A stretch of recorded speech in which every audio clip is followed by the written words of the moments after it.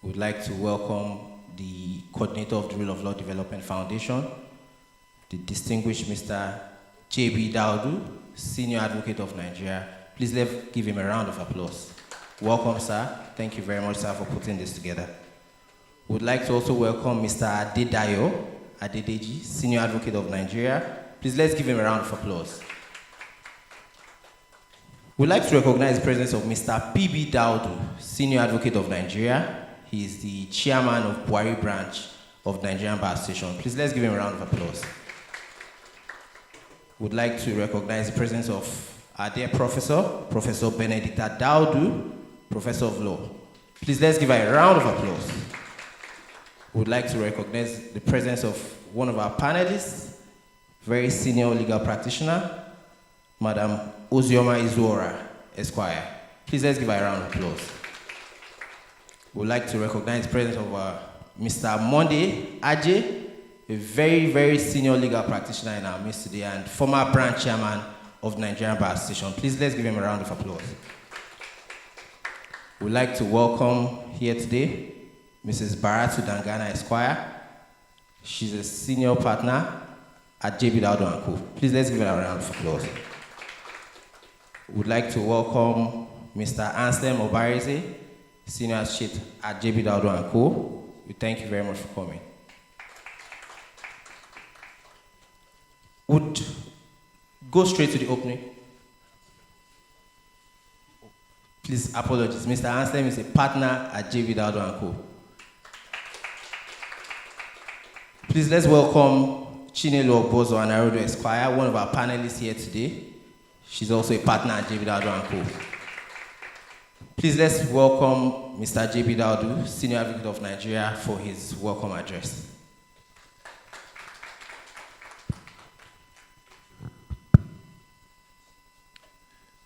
Precipitate comments on the topic at hand, and in that manner preempt my task at this stage. Therefore, is simply to welcome all our erudite and distinguished panelists, who I have had the privilege of knowing for some time now as eminent contributors to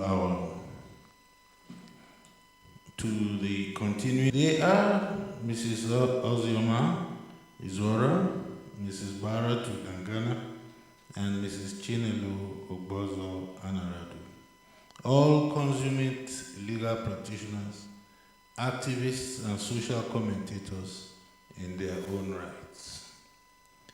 I also welcome all those who have found time to join this webinar, whether by attending through Zoom or from the conference room of the Rule of Law Development Foundation.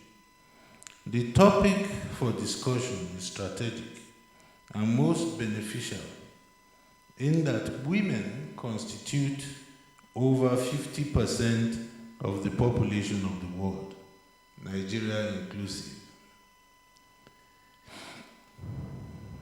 From time immemorial, the world has been inundated with complaints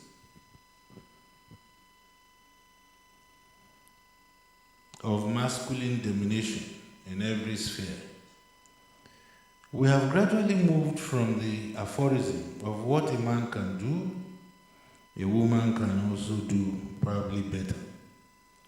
We've moved from that to the 30-year-old Beijing Declaration of 30% affirmative rights for women in every sphere of life, especially politics.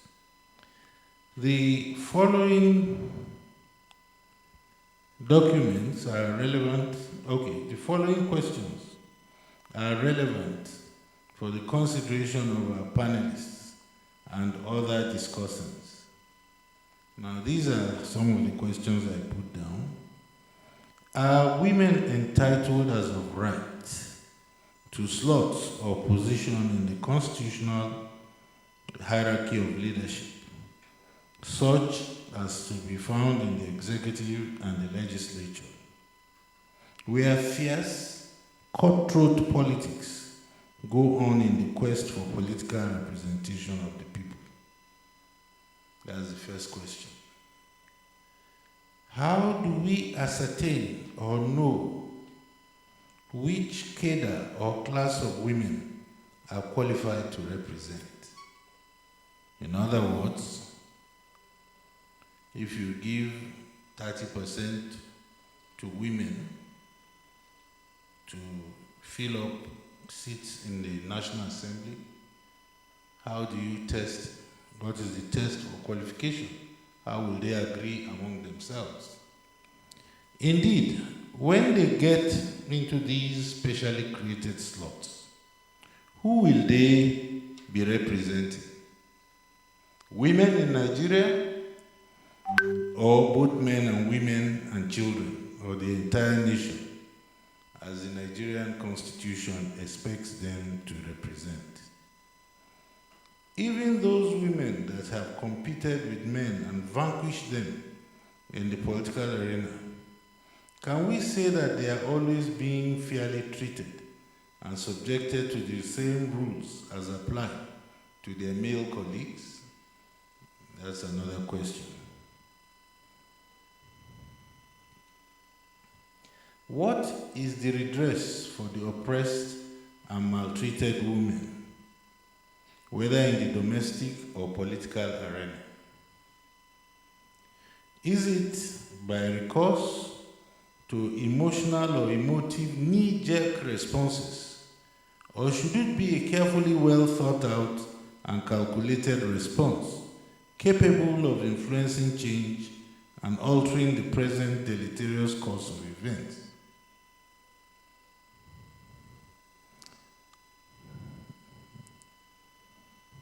Are women in the forefront of supporting or not supporting other women? Or is it, and I beg for forgiveness in case I put it wrongly,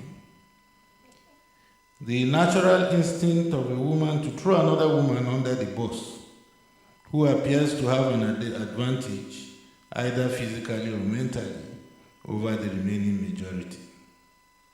I've tried to put it as diplomatically as possible, but I'm sure the learned panelists know what I'm talking about. But don't worry, Mrs. Uzora, I will give you a copy of the paper before you, of these questions before you start, so that I can address these questions, if there's time. What is the problem then? Can we risk, or can we take the risk of this affirmative action now being proposed? And I ask, will the women themselves not bungle it when it comes to sharing the slots or competing for the slots? How will they share it? And at the end of the day, is it not the men that will come and share it among them?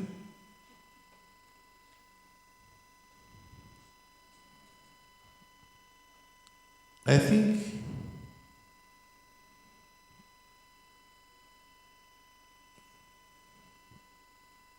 because men are 99% certain that there will be no agreement among the women on this matter.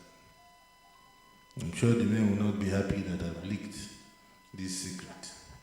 But even the women themselves suspect that there may be no agreement among them when it comes to sharing this windfall, which I know will come, because with the pressure you are putting on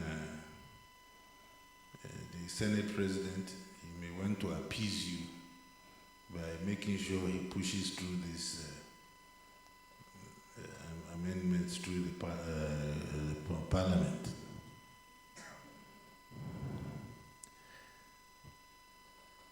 Now, in respect of the Senator Natasha Akpoti-Uduaghan / Senate President Godswill Akpabio matter, it has now become obvious that the Senate President's biggest supporters are women. It will be very instructive to know the views of our all-female panel on this highly topical matter. There are therefore more questions than answers, but these are a few of the questions that on my own part, it is safe enough for me and the interest of my good health and ability to work among women after this webinar, that I limit it to these seemingly no-cost questions.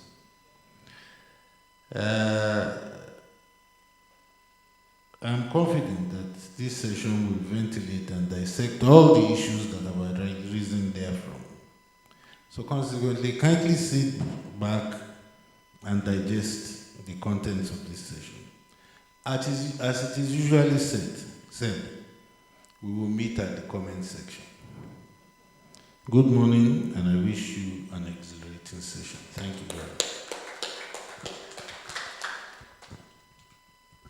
Let's give the coordinator of the Rule of Law Development Foundation one more round of applause. Definitely, we're in for a very, very, very good session this morning. The questions are very, very stimulating, and I'm very sure that the panelists will do justice. Without more ado, we would call my distinguished colleague, Charlotte Emmanuel, to read the profile of the lead presenter so that we can commence straight away. Standing on existing protocol, the lead speaker for this session is Mrs. Ozioma Izuora. She's an award-winning writer and biographer, a distinguished academic, legal practitioner, and arbitrator with an impressive academic and professional background. She holds a BA in English from the University of Nigeria. She also holds an LLB from UNN, University of Nigeria, Nsukka, a Master of Education, and she's currently finalizing her doctoral thesis in public and international law. Mrs. Izuora serves as a lecturer at the Faculty of Law, Bayes University, Abuja, where she contributes to legal education and scholarship. Her academic excellence has been recognized through numerous accolades, including the 1998 UNN Faculty Prize for Best Graduate Student in Jurisprudence and International Law. Her scholarly work is widely published, reflecting her expertise and contributions to the field. Professionally, Mrs. Izuora has held significant leadership roles, including serving as vice chair of both the International Federation of Women Lawyers, FIDA, and the Nigerian Bar Association, NBA Abuja branches. Beyond her professional achievements, Mrs. Izuora is a devoted mother and grandmother, raising 5 children and enjoying the company of 5 grandchildren. Her multifaceted career, academic contributions, and dedication to the legal profession exemplify her commitment to excellence and leadership. Without further ado, let's make welcome our lead speaker, Mrs. Ozioma Izuora. A round of applause.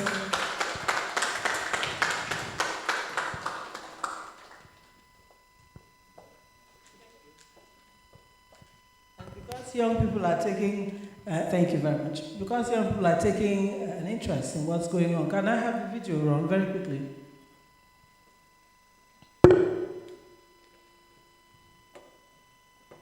It's like International Women's Day has started confusing us. Yes, women are leading, they are building, they are driving reforms in every field. So naturally, you would think that we've made more progress in how women should be perceived and treated. But we are still overlooked, we are still underpaid, and we are still held back from leadership, even while working twice as hard to prove ourselves. Even when you're in a position of leadership, they still want to put you in your place. After all, you're just a figurehead, a mere diversity hire. You're only there because you want to win women constituents, not because you really qualify. But that's not even the worst. They look at you as if you are nothing but a pretty face. Some men think that they have the right to catcall you, make inappropriate comments and jokes, and even grab you. After all, sexual harassment is a way of putting you in your place when they're intimidated by you. And if you dare speak up, they'll show you that they had the power all along. They will suspend you. They are the patriarchy, and they are not alone because they use our own against us. Foolish women joining hands with our oppressors to fight against their own. Once in a while, you will read random comments on posts, and then you realize that some people are just idiots. Like the comment I saw on an X post where the person said Two-Face is an original man just because because he doesn't kneel down to propose to any woman. And then the commenter, along with other commenters, went ahead to talk down on women while asserting their male dominance. You know the shame. You lost the plot. The issue is not who should kneel down. The issue is your obsessive, constant need for dominance and control. As if to say being an oppressor makes you feel more manly. It's disgusting behavior. Who cares if you kneel down? A lot of you kneel down and you are still umurutu umpafus. It's your internal complex that we are against, not the superficial stuff. Then you want to use the Bible as a weapon. Take note too. Women are to submit to their husbands, not to every man. So if we are in a conference room, I will match you memo for double memo. I will shine so bright and I will not make myself small to accommodate your ego and your mediocrity. Even spousal submission should be done willingly, out of love and not from a place of oppression. Because if you oppress me, anything where you see, you take calm. Our biggest issue is your mindset. You lift weights, they'll say, do you want to beat your husband? A man will wash plate and is like, hey, hello, man, a single woman is successful and independent. She is not a wife material. Pikin spoil, they say na the mama. As per the papa, they coma when the pikin they grow up. Some idiots are even typing on X that it's okay to beat your wife small, to recess her occasionally when she misbehaves. The height of disrespect is so much that even if a woman came up with the cure for cancer, as long as you're unmarried or childless, you've achieved nothing and you are not woman enough. And let's not forget, it's your fault if you are sexually harassed. Because why? You are too beautiful. How dare you be so beautiful? These are the issues. So in respect of International Women's Day, I want to let you all know that it costs nothing to be a decent human being. You can be a strong man and coexist with a strong woman. It doesn't take anything from you. But if it makes you feel small and angry, then you are the patriarchy that we are fighting so hard to demolish. It's your way of thinking and it's disgusting. It's ungodly and it's giving small d energy. I have no right to that video because I saw it, somebody posted it, and I had somebody copy it out. That's the young generation reacting in their own way. You know, speaking truth to power. They're not legislators, they're not lecturers, they're not, but they're having their say. And I'm very happy about it because some of the questions SAM raised for me to speak to have been addressed by that young lady. Yes? Yes? Did she not address them? In very pointed ways. So, can I have my presentation up now?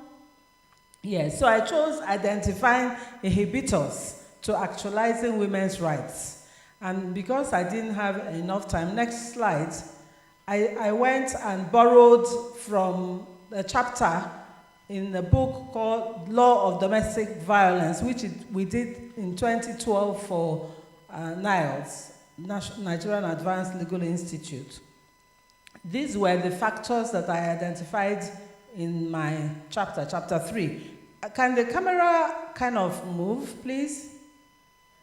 Camera? That camera, it's blocking the slide? Yes, thank you.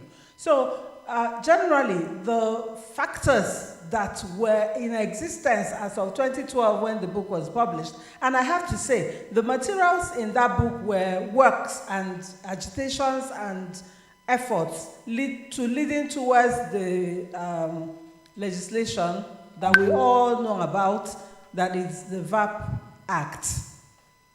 It was in all that process that we moved from violence against persons to violence against women to violence against persons.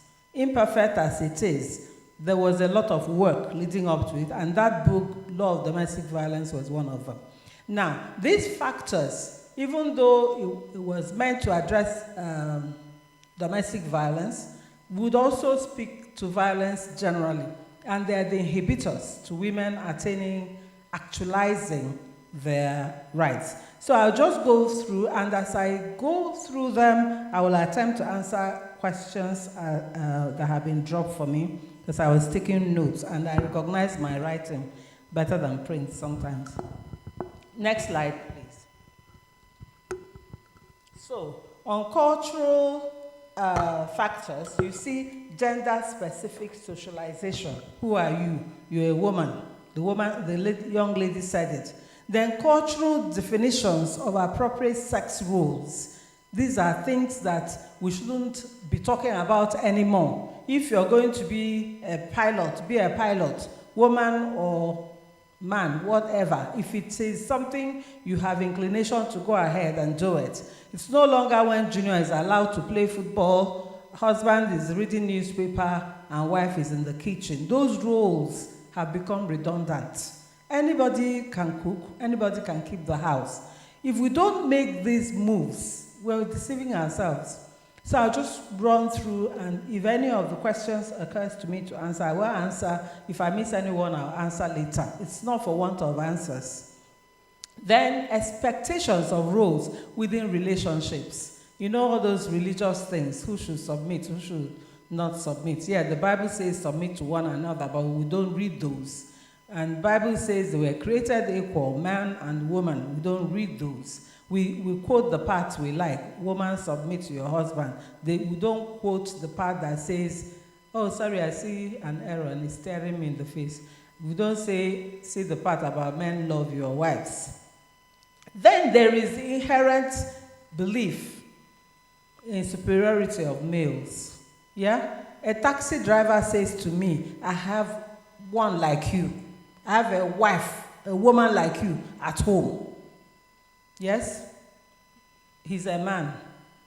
So, back in the day when I was a teacher, there was a man who used to grumble that he has chieftaincy title, but here, because he's a cleaner, they make him clean toilets for women.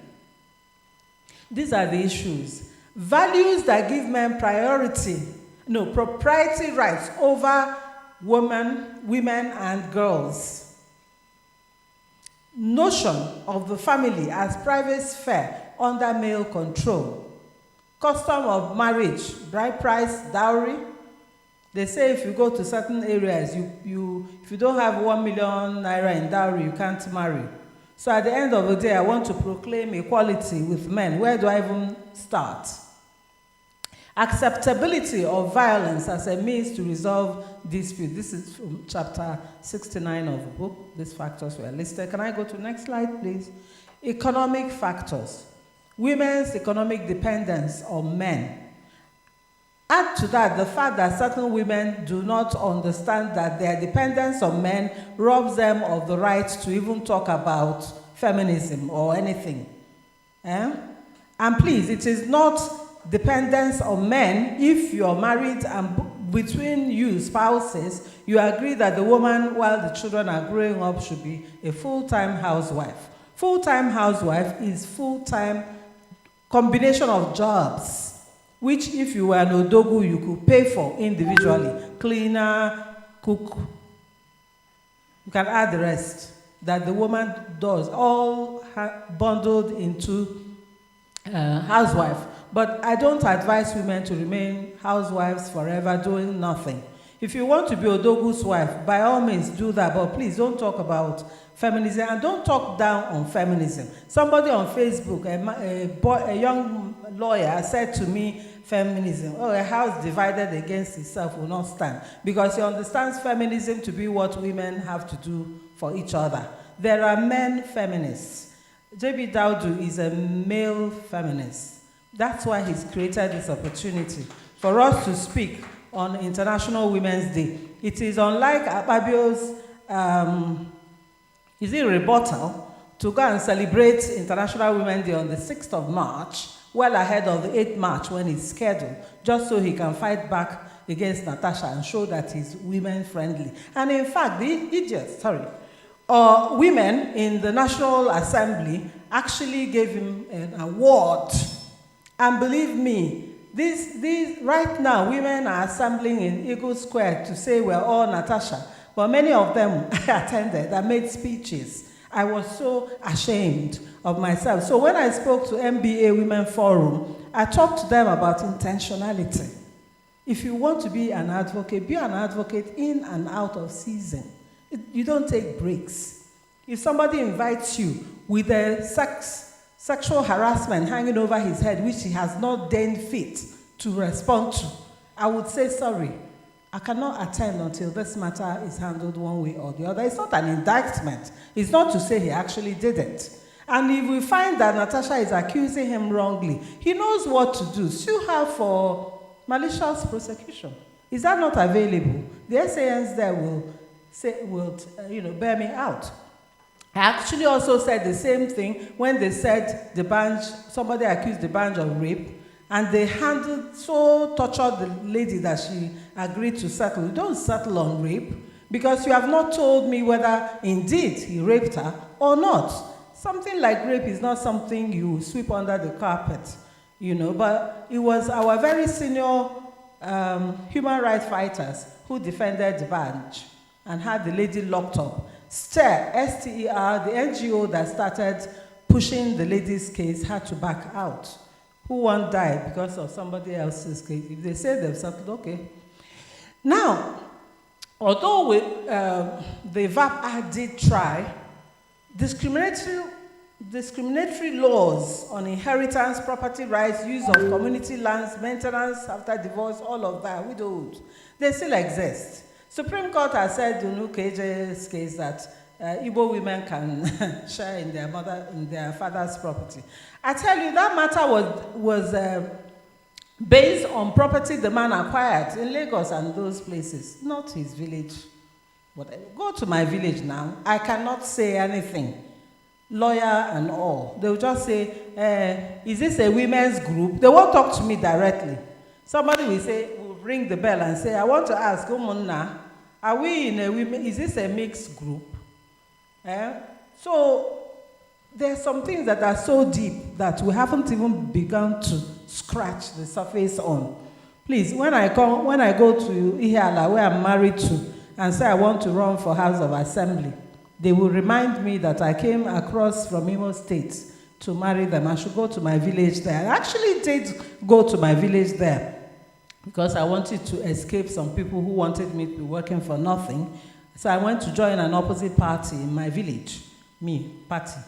Then I now found that the chairman I registered with was the past chairman. Another chairman turned up to collect money from me. After a while, I'm like, I'm not doing this. So it's the same thing that the party that I ran away from to come here and use you as an excuse is doing. So there's a whole lot, and there is a lot of economy that's affecting women.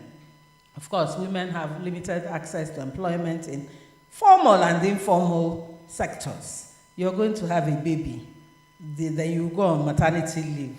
It's not many people who will employ you because they want you to be there whenever you're needed. I don't know if that's why Chinelo is even pulled out of maternity leave to come and discuss this paper now, but I can guess it's not that. She came out of the passion for this. Limited access to education and training for women. There's a lot of improvement in this. I teach in the university, and sometimes I think there are more women seeking education than men. But I can't use base as the criteria. You need criterion for judging whether more women go to school. Many times when if in the southeast, people want the Odogu money, they will go for apprenticeship or they will go and do 419 and try and get money fast. Next slide, please. Legal factors. There's lesser status of women either by written law or by practice. Some things are not said, yes? We're told that when you see he, you should understand it to include she. Many of the new reformed laws are now putting she where they mean she, and I think that's the way to go. You're diminished when you're among your professional colleagues and you're told there are no women at the bar. That was so passé. It's not something that one should be hearing about now, but it is still a problem that we who are in the profession face. Definition of rape, the VAP Act has addressed this, and domestic abuse, and we're happy with the development. I told you I excavated this from a 2012 publication, but I did that to kind of weight what has changed and what still remains, because, well, we know the adage, the more things change, the more they remain the same. So in the villages, you see many women who cannot even read or write, whatever is happening. And then, please, judiciary, should we even talk about that? It's still happening. If I, as lawyer, as an old woman, if I go to the police station, I do sasa. I speak pidgin English. I dress in traditional wear. In fact, they call me lawyer sometimes. I would say, if I leave that thing, so I can get through. So you can imagine those who don't have that much education to speak of. Next slide, please. Then, here we are, political factors. Underrepresentation of women in power. It's like the more we talk about this, the worse off we are. So some women actually started to attack Natasha for sticking to her right, or whatever she called it, because for them, we now have, out of 4 women that we have, she's about to lose us 1. And not only lose us 1 by being suspended for 6 months, they're seeing the next election cycle that if we get 2 women, we'll be lucky. You get the point? So there is a vicious cycle operating there. I don't know if we're still under in legal and medical professions. There are quite a few women up there, because that one is between your brain and you. So those ones they let up. But in politics, you don't need brain. Sir, you asked me, will the women do better when they get special seats? How should we decide how to apportion? How do you decide how to apportion to the men? They carry bags. I see, when I was in Jerry Ghana's presidential campaign team, I know the young boys who are running around carrying bags and all. I see them now in many big places. Many of them became, from SA, they got into substantive positions. They do that by carrying bags. But we women, we are handicapped. Once a campaign season closes, you are better be going to your father's house or your husband's house. Otherwise, even the wife of the person you are running their campaign, who used to welcome you to their house and cook, will ask you, Madam, waiting now, are you they married this man? But they will not ask the boys who will hang around, sleep on the corridor, wash cars, do all sorts of things. So because there are not many women up there, women don't have enough people to go and serve, understudy, get mentoring. No, men have eclipsed the space. So what to do? We just come in maybe every 4 years, we become relevant, we become women leaders, we help you rig your elections, we do all of that. And they say, oh, there are many women voters. I hear Akpabio said, there are many women voters. Why don't they vote for each other? Akpabio is asking, Is he not one of those who determines who can speak and who can't speak, who can come out and who can come out? Are they not the ones who share and divide the women into camps? Women came out in solidarity with Natasha, who, by the way, we don't know very well, to her home. Now they're telling us she has 6 children by how many husbands? Those husbands are human beings who made voluntary and careful decision to have children with her. So all of a sudden, she's the one being... And the thing threw me back to when Atiku was vice president. And I think it was Adedoyin that was made Minister of State. And one of the questions fielded to her was, are you not here because you're girlfriend to the vice president? I didn't hear Atiku being asked anywhere whether he had girlfriends, not to talk of whether he made them ministers. So everywhere we go, the burdens that women carry, if you ignore them, you're ignoring them at your own. Look at domestic violence not being taken seriously. I add also sexual harassment, especially in the workplace. Ladies and gentlemen, National Assembly is a workplace. Every workplace ought to have policy on anti-sexual harassment and anti-violence against persons displayed loudly so that each time anybody wants to forget, you can point to where it says there. And then, I don't know whether he harassed Natasha or not, or whether Natasha bided her time and now got him into a corner and say, okay, now I will show you. I don't know if she has evidence, I don't know. But I'm saying that him, a lawyer, Senate president, number what man? Number what again? Number what person in Nigeria? 3, should take an accusation of sexual harassment seriously. It doesn't end with him kissing his wife in front of his orderlies and security men. It doesn't. And it has nothing to do with preempting International Women's Day celebration by calling some people to the Senate and making them feel, you're this. Oh, he actually said it. He said he got many prizes when he was governor as the most women-friendly governor. You can guess who arranged the award. Yeah? And I hear that, okay, let me not say it because I don't have evidence. If they carry me now, I want them to carry me so I become popular and trend. Not so I will actually have to prove something I said without proof. And there's a notion that the family is a private place beyond the control of state. Even the African Charter has said that the family, Article 18 or so, the family is the job of the state. The state owes it. Every member of the family ought to be protected and taken care of. The elderly, the people living with disability, women, children. And Nigeria has done well. The Child Rights Act and all of this have focused on these international laws. We're doing good with it, but in reality, how well are we doing? There's the rise in femicide. Men are killing and burning their wives out of frustration. But Nigeria isn't making a law on femicide. South Africa has a law on femicide. There are international conventions insisting that you should call that what it is. Don't say we have enough laws to take care of it. There have to be specific laws to deal with these matters before they swallow us.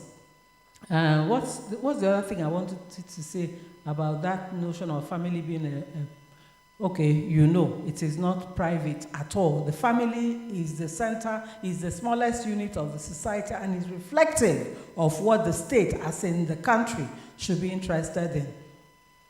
Then religions, religious beliefs and religious laws, and then limitation to organizing women. I know a woman who was very, very, very mad at Natasha. She says, let her go and carry her own problem. After all, when things were going well for her, she did not reach us. Us being women organized groups, that she kind of ignored them now that she's in trouble. And I say, I do not need to know Natasha.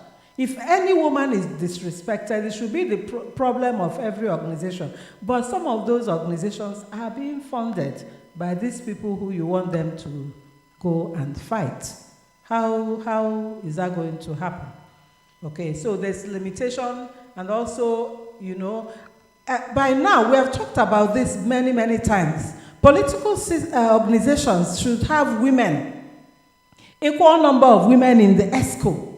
As not just having women leaders and all that, then somebody will grumble, what about men leaders? Scrap off women leaders. That was the time Anani and Co. created it, was their way to get in. So that is what affirmative action is about. You get in, you level up, then there's no need for affirmative action. Once the leveling has been done. If you assign seats, special seats to women, others have done it. It was how Rwanda and some of these other countries who have parity started. You declare the seats. I remember listening to a Kenyan lady saying that when the seats were created and it was now apportioned to women, in the assembly, they wouldn't take anything you said seriously. They would say, you're those ones who have special seats. Yes, take it. To begin with, they're teething problem. You get past it. By the time you look in a national assembly and see equal number of faces who are women, equal number of faces who are men, they're sitting there, they're making their voices heard, like it or not. With time, those women will start winning their own seats. And then affirmative action will be disappearing gradually. So have I explained how they are going to work it out? Yeah. So if they assign special seats to women, they also have to work out modality for assigning the seats so that there is equity and transparency in how it's done. There will be teething problem where the seats will be assigned to girlfriends and concubines and all of that. We will live with it until the problems start arising. We will solve them. Men still have issues. Men are still killing each other for political positions. Why are we not as worried about men killing each other as we are worried about women potentially killing each other for scrambling for seats? What's the other thing? Okay, next slide. Cost, and this is the part that people ignore. There's a lot of cost in violence.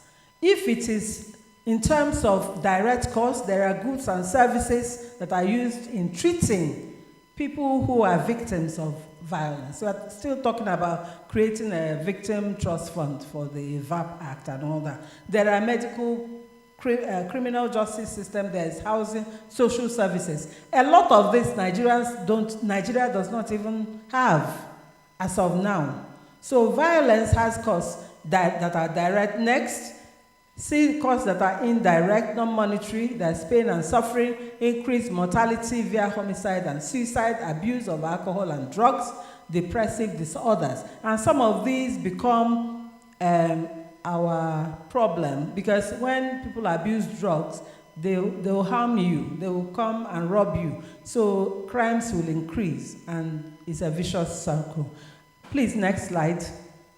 There's costs that are economic multiplier effects. They are microeconomic, labor market, and all. Because of decreased labor participation, reduced productivity on the job, lower earnings, absenteeism, so capital flight. Next slide. I just want to run through all this quite quickly. More costs, interpersonal relations. See, intergenerational transmission of violence. I hear that people whose parents were violent have the tendency of becoming violent in their families, unless because of that knowledge they work hard to remove, to address the issues. Otherwise, they would repeat the same cycle.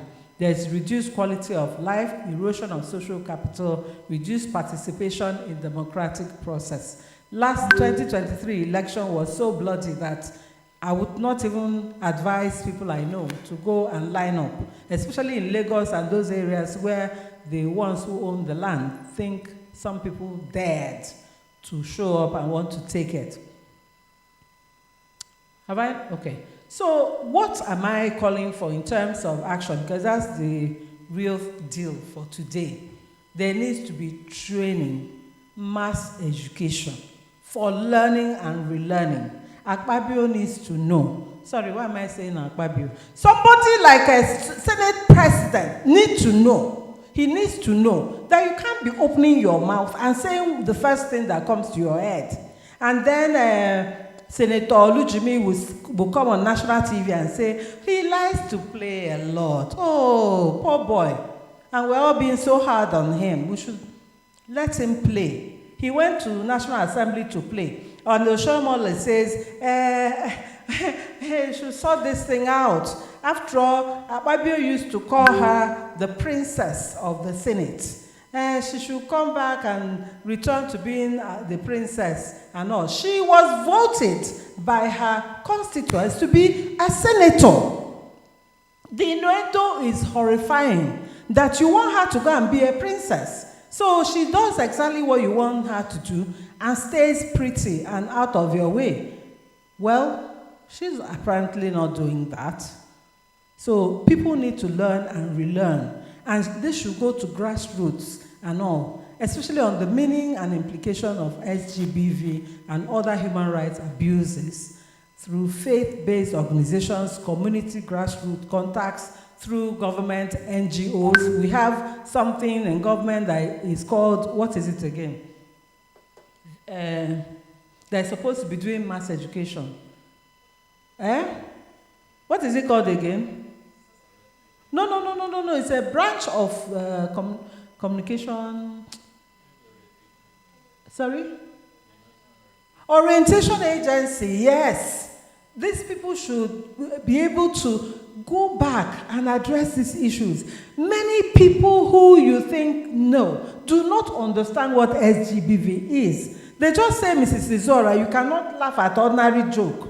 If the joke is on a person, I am not laughing because it is in itself violence.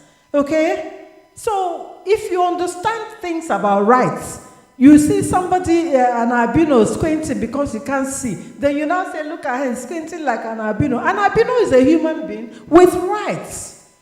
I mean, it just pains me that even those who studied, who have... See, I know this person that they call a champion of human rights. In his personal office, he will say, my father had 16 wives. I beg, I will dash you one from here, I will dash you one from there. You're talking about human beings. You can't dash human beings.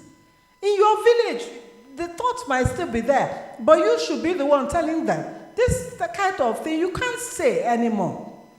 Our language has to change to accommodate the rights of people. You cannot make jokes about people. You cannot be joking about any. You can't be a Senate president and be joking.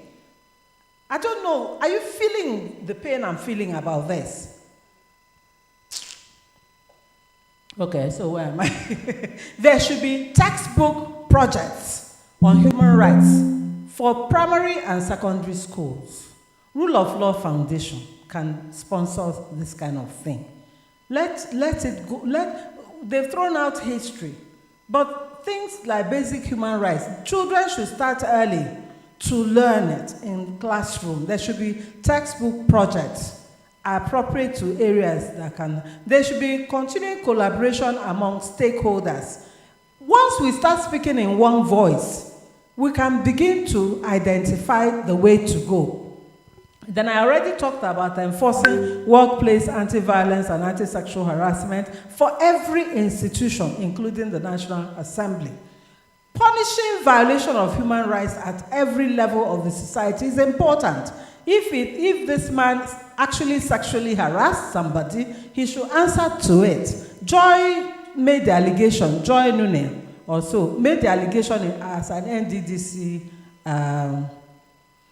MD. Nothing was done with it. We should stop playing with things we shouldn't be playing with. Punishing, I've done that. Ensuring political parties balance their ESCOs at all levels. There should be 50-50 men and women. There should be funding for women participation in elective positions. They fund men because they are sure the men will win, because the women will help them win. It's about time women also started getting their own funding. Yes, let more women step into national, not just national, into elective positions at wards. Oh, okay, I don't even know how to address wards because they say there's economy. How do you say? Local government is now autonomous. But autonomous means sitting governor apportions who becomes councillor. You see, the problem exists everywhere. It is not just about, sir, it's not just about whether they give women special seats. The things that ought to be managed are not being managed everywhere. So let us enter and be managing ourselves like that until we find the way forward.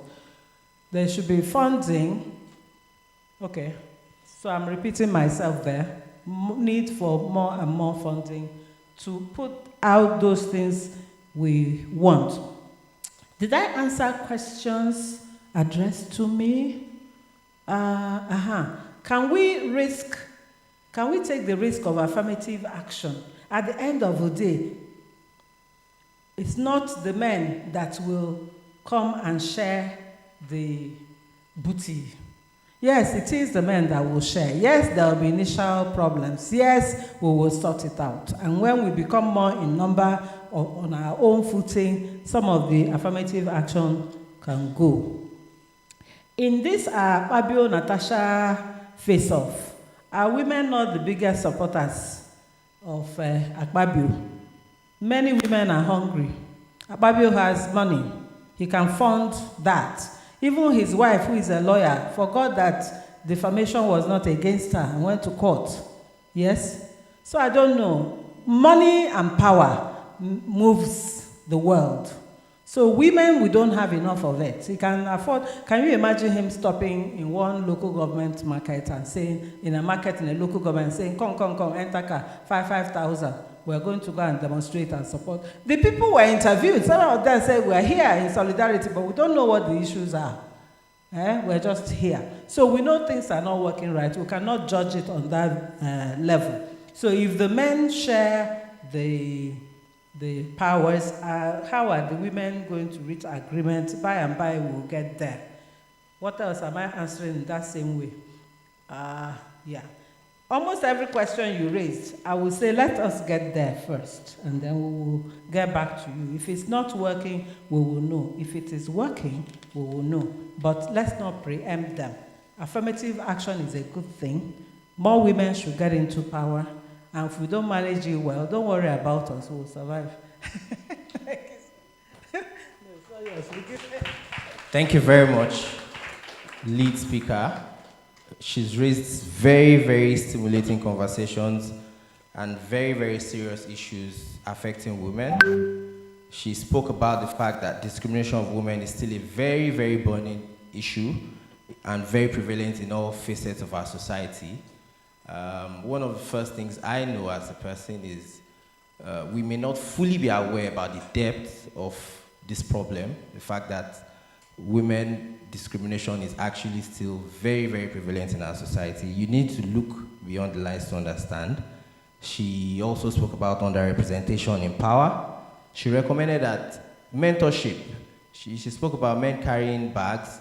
So it's a mentorship issue. We should have more women being mentored by men. That's part of where being mentored by men or women, anyway, that's where one of the issues I really, really respect the coordinator of the Rule of Law Development Foundation for. He specifically mentors young people, women inclusive, and they go on to become very, very distinguished personalities in their various walks of life. She also recommended equal representation at the leadership of political parties. Once you are in the National Executive Council, it's easier to be selected or to decide who and who runs for political offices. So all this, she's raised very stimulating issues, and we can't wait to have more from other presenters here present. Let's give her a round of applause.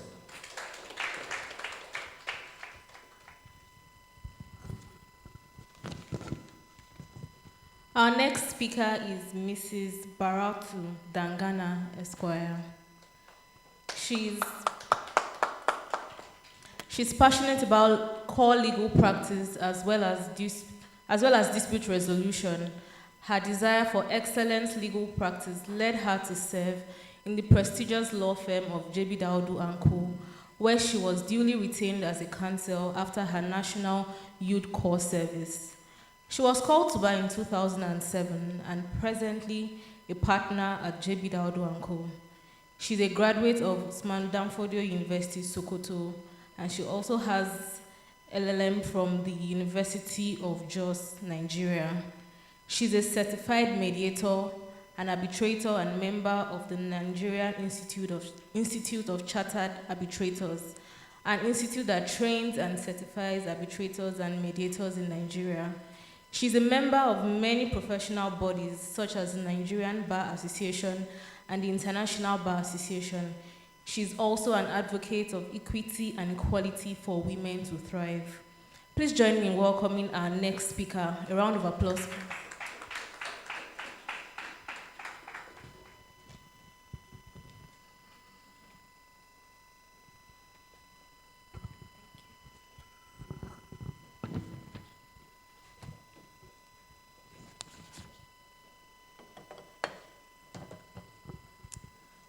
Good morning, and permit me to stand on the existing protocol.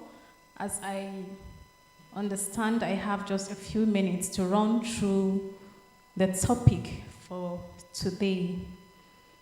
Now, I want to sincerely start by thanking the Rule of Law organization for this opportunity to talk about the accelerate action in respect of women. And the lead speaker, Mrs. Ozioma, has done a great job in giving us a complete overview of some of the things that are inhibiting the progress of women and also inhibiting this accelerated action to achieving equality and equity about women in the society. Now, I will go through my presentation this way. What exactly is this accelerate action? What action are we accelerating? For many people, we don't even know what we should accelerate. So what should we accelerate? Now we are to speed up and make it quick in terms of getting equity and gender equality and ensure that women are empowered and girls are empowered in the entire society. How do we do that? We are to say no to discrimination, those discriminatory laws that our lead speaker have mentioned, policies that are against women and girls growth. They also inhibit progress in the society. And we are to encourage and promote women participation in decision making. She has said that.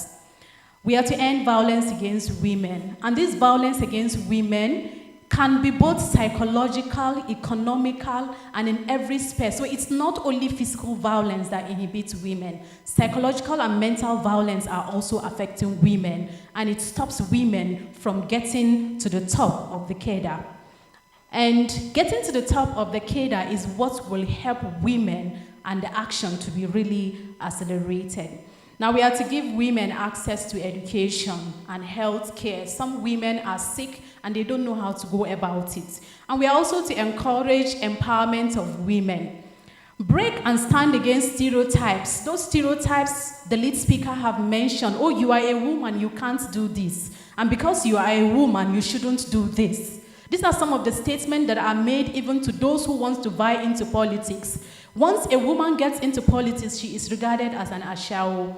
That is a stereotype, and that must stop. If it is not stopped, then it means we are still inhibiting women to remain where they are, and that is where most men want them to be. Now, what are the reasons that the United Nations brought about this accelerate action? And this action is actually supposed to have been achieved between the time it started, the campaign started, till the next year. Here we are in 2025, and we have these problems that have been identified by the lead speaker still staring at our faces. So what do we do to move forward? When we give this action, when we accelerate this action as it is required, it will bring about a more just and sane and healthy society. I give you an example of a recent occurrence that happened with one of my sister-in-law's friends. She has been in this marriage and she has been keeping quiet on violence by her husband. Recently, just a little altercation, and he threw a pistol at her and it hit her on her leg and she got a fracture just recently. And he left her and went to work while she was bleeding. And so when my sister-in-law called me, oh, this is happening, what will you do? The woman herself doesn't even know that she is being abused. And that's why I am saying that sometimes the mental state of the person also affects the way the person will move. So we need to even tell the women, a lot of them who are within the society, things are happening to them. They don't know that these things that are happening are not supposed to happen. And the man keeps giving them the impression that, no, that is how it should be. You are a woman. You're supposed to be subservient. You're always supposed to be under the man. You're always not supposed to speak out. Oh, the women don't speak. It is the men that should speak. These are stereotypes that we must get away with. Now, where should we have this accelerated action? It should happen in our society, and we must begin now. The government must take active steps to ensure that these women, every one of them, is given the opportunity to be a woman and to be who she wants to become. The government opportunities, the government establishment and parastatals must have a policy that is pro-women. And that policy must be intentional. Civil societies too, and private organizations and private firms. So if this is happening and every hand is on deck, we will be able to achieve this action we want to accelerate in ensuring that women have equality, and opportunity to be empowered. Because when women are in these positions, they don't become economically subservient. They don't ask you to give them anything because they can provide for themselves. But when you keep them subservient, you want always for them to come and ask you, oh, I need this, oh, I need this. And then you place it as a bet. If you give this, I will give this. It is wrong, and it is time for us to move away from it. Now, the key areas in accelerated action we know is gender-based violence. Violence against women is thriving. Economic justice should be given to the women, and the economic rights should be given to the women to grow. Just recently, I was reading that First Bank is intentionally doing something to their female employees. They're giving them an avenue for them to invest in dollar fund for as little as just $100. That is an intentional action in order to make their women employee to thrive. This must be done by many other organizations. Think about it. How do you make the women in your organization become better persons? How do you empower them? How do you make them to be strong? How do you make them to stand up and to stand out? So we should accelerate this action today, and all hands must be on deck. See the women beyond pretty faces and fine body. See them as humans deserving humane treatments.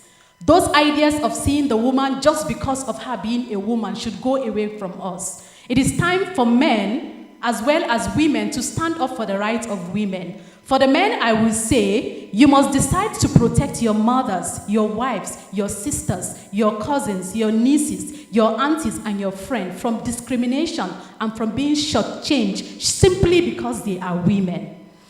Our cultures limit us. This has been explained by the lead speaker. With lots of cultural bias, we have others, but we must together rise above it, because we know that culture is dynamic and it is subject to change. The men must be in the forefront of this affirmative action and accelerated action. If not, it won't succeed. And we thank the Rule of Law, because the leader of the Rule of Law organization is actually a pro-women leader. Now, I remember back then when I was giving birth to children, I was never stopped from staying back if I needed to stay back. There was never a query issued to me as to why are you not in the office, because they knew. Even at a point, I had to close at certain times in the day. Sometimes I would close at 12, sometimes I would close at 1, depending on how big my baby is. So I know that the Rule of Law organization gives women an opportunity to thrive, but more needs to be done. Let us stand up for what is fair. Let us stand up for what is just. Let us create a good, conducive environment for women and girls to thrive. In celebrating this International Women's Day this year, be intentional in accelerating the action. Every organization must do what they need to do. And finally, I want to just address some of the questions that have been raised exactly while the leader was making reference or making his welcoming remark. Are women enabled to act? Yes, women are enabled to act if we collaborate. Some of those questions, I didn't get them straight, but for some that I got, how do we ascertain which cadre are qualified to represent, and how will we agree among ourselves what cadre is qualified to represent for the women folk, for the men folk? That same criteria should be used for the women. If a secondary school person can be in the National Assembly, then a secondary school person as a woman should also be in the National Assembly. So she doesn't need an extra qualification. Now, who will they be representing? Will they be representing men and children, or will they be representing women and children? Who are the men representing in the National Assembly? Everybody. So the woman should also represent the men as well. Just like it is happening in countries like Rwanda, where the women are there to speak and their voice is not only for the women, it is a voice for everybody. Now, what are the redress for women who are maltreated? Now, I pause with this question because these issues are issues that has to do with the rule of law. What redress can we give to someone who has been maltreated? Now, first of all, the stereotypes have made it impossible for many people to speak out. And that's why we have this issue of hashtag abroad. And this issue is even becoming a problem now. When a woman speaks out, or before a woman speaks out, you are told that the man must have groomed her. And so if he has groomed her, now that she is speaking out, it means she is coming out. And the truth is that there are a lot of men groomers. And we must accept that in the society. And so if we see that, we should point it out, that that should not continue. We have a lot of unequal pay for the same job that people are doing within the same society. Workplace discrimination and harassment are there. They are there and they are real. We must not shy away from them. Now, the Natasha effect is actually something very, very important. Natasha, apart from the fact that she is making an allegation of sexual harassment, which is a workplace offense, she also has stood her ground to protest against certain things that were happening to her. She feels it was because she was a woman, that's why those things were happening. There was a case of a sexual harassment against a Microsoft country director. That case happened in 2013. That case is the case of Maduka against Microsoft Nigeria Limited. That case is on sexual harassment. Now, what was her claim? Her employer, who was her under director, who was her direct supervisor, has been making sexual advances, harassment to her. It wasn't just a day. So people who complain that, oh, Natasha should have said this long ago. No. At the time that she said it was the time that she felt she was going to say it. I am not saying that she has proof for her allegation. Those issues are issues of law that should be decided. But she has made her claim. Now, in the case of Maduka, this case was decided based on the CEDAW Rule 19 and also based on ILO Convention 111. At the end of the case, because of the evidence that she presented, she said it was because of her response to those constant and continuous harassment and her warning to the cease that her employment was terminated. And that evidence was found to be true. It wasn't the first day she was harassed that she said what happened to her. So for women, you have to be pushed to the wall before sometimes you decide to fight back. So we should not blame Natasha, but let's leave it for the law to decide on whether her allegations are true or whether they are not true. Now, the rule of law have raised certain questions that we should look at. What are the things that foster gender equality? Or what are the legal barriers that face women in achieving gender equality?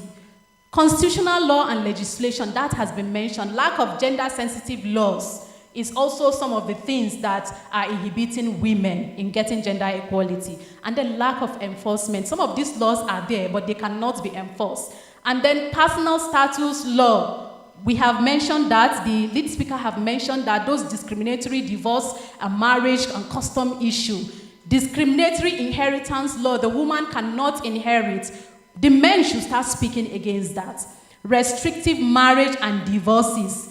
When a woman is married, she must be this, she must be that. If she wants out, her parents will tell her, oh, you must remain in the marriage, even if it is abusive. And that is the case of the friend of my sister-in-law that I raised. Lack of protection from domestic violence.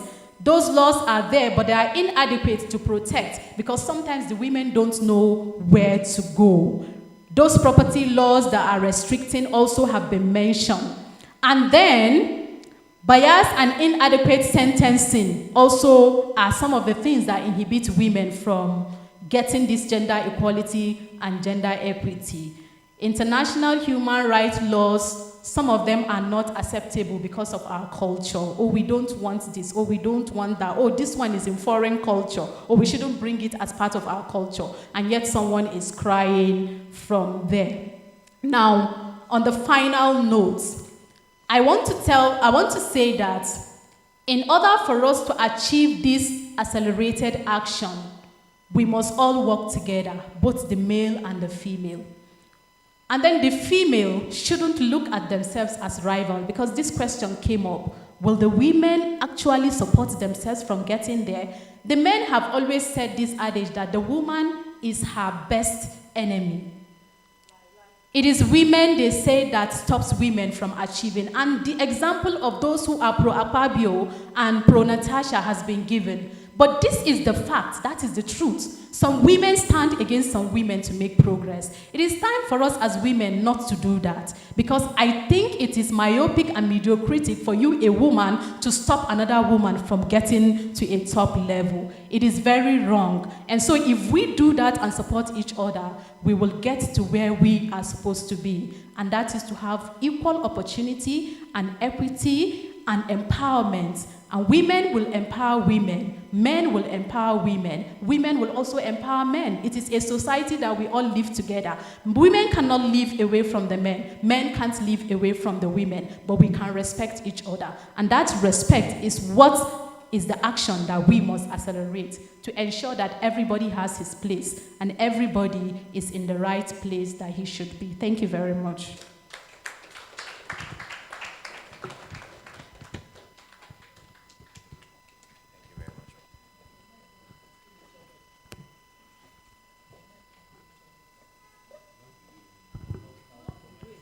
We can all agree that she has done justice to this topic. Another round of applause for her, please. She has spoken about areas for accelerated action, starting with the society, how the government must create opportunities and pro-women policies so that we can achieve gender equality and equity. Aside these policies, we also need implementation, not just having policies in place. There must also be implementation. The men are not also left out in this fight. They must be at the forefront, starting with protecting their mothers and their wives. Both men and women are to work hand in hand, and women are not to see each other as enemies. A round of applause again for Mrs. Dangana. Thank you very much.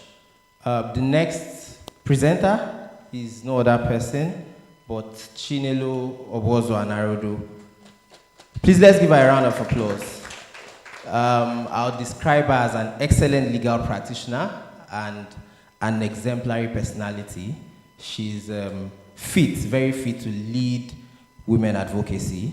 She's a goal-oriented legal practitioner with over 10 years experience in dispute resolution with expertise in administrative law, criminal justice, policy development and review, arbitration, human rights, accountability, equality, and conflict management. She's also a gender rights enthusiast, author, and policy analyst, an alumnus of the Enugu State University of Science and Technology and the University of Leeds, UK. She's a member of the Nigerian Bar Association and the International Bar Association. Please welcome Chinelo Obozo, partner DAUDU and Co.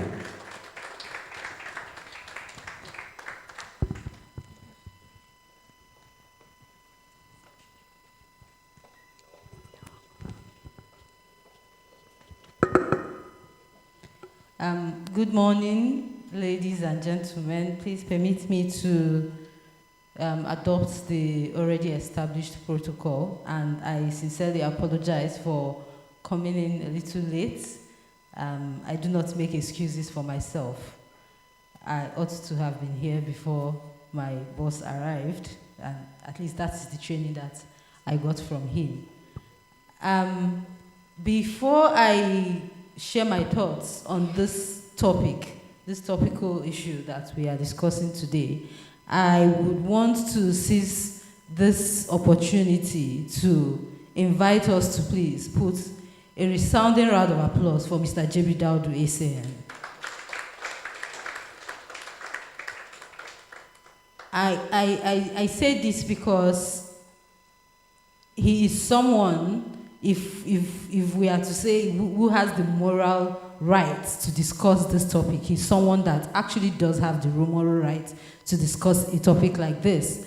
We will discover that when a lot of men discuss gender equality, it's just for their own self-gratification or whatever. Most of them are, I'm not trying to insult anybody, but most men are hypocrites when we talk about gender equality. People would pick up the microphone and say, oh, we support women, we do this, we do that. Then when he drops the microphone, he orders his daughter and his wife and his girlfriends to go home and sit down and wait for them to be dishing orders to them. But that is not the boss that I met and the boss that I have known for 12 years. It is difficult for someone to maintain consistency for 12 years as a hypocrite. I've never seen that kind of thing happen. So thank you very much, sir, for the opportunities that you have given us. Now, on the topic of today's discussion, permit me to commence my contribution to today's topic of discussion by expressing my gratitude to the Rule of Law Development Foundation for the honor of considering my views worthy of audience on this topical issue. The phrase advancing gender equality for a brighter future is an acknowledgement of the gender inequality in contemporary society and its predictable consequences for the future if unchecked. The topic is a clarion call on stakeholders to actively engage in activities that promote friendly cultures, environments, and policies for the advancement of the interests of women in the society, especially in the workplace, both formal and informal. I share the view that lots of progress have been made in the education of women and the girl child. However, I insist also that gains in female education have not been duly maximized for the development of the society. What I'm saying, therefore, is that despite investments in female education, society has, by a self-inflicted insistence on patriarchal traditions and anti-women stereotypes, robbed itself of the expected return on investments. Personal experience as a legal practitioner affords me the privilege of direct evidence of the immense burden on women in the formal sector. Taking nothing away from the efforts and experiences of my male colleagues, I'm of the view that law practice in the bar is a little more demanding for women than it is for men. Although women are terrific multitaskers, multitasking in between home and career fronts creates for women are terrific multitaskers. Multitasking in between home and career fronts creates for our women invisible career ceilings. Law practice is a fast-paced part. Therefore, when women take temporary breaks from the office to manage their homes, they return a little outpaced by their colleagues. Little wonder there are only but a few women in the inner bar. It is not enough to lament the low participation of women lawyers in practice. Stakeholders must accommodate innovations that encourage more women to remain in practice. Periodic yet unavoidable absence from the office can create imposter syndrome in professionals, such that one begins to feel undeserving of their role and eventually succumbing to take the exit. It is for this reason that I consider digitized law a women-friendly innovation that offers women, especially mothers, the golden opportunity to practice law remotely. Perhaps, the more women are encouraged to perform at par with their peers in the bar, the lesser the grudge that women have taken over the Nigerian bench. There is always that little argument where they say, no, the women have taken over the bench. Well, it is because that seems to be the career-friendlier part for the women, which affords you the opportunity to at least manage the home and do the work that you have to do at the office. It does not mean that the work is less tasking. It's just that it affords you the opportunity to manage your own time and be your own quote-unquote boss. The importance of transitioning women education to women workforce cannot be overemphasized. I hold the view that women judges, appointees, politicians, professionals, etc. offer a dual representation status that could be leveraged positively by the society. For instance, there is no easier way to resolve conflict of interest between two competing states for a single spot in our very popular quota system than to appoint a woman born of the one state but married to the other state. Furthermore, the more women are mentored and appointed or employed in corporate society, the lesser the burden of compensation. After all, women have a reputation to be less greedy in demanding compensation for labor. Do I lie?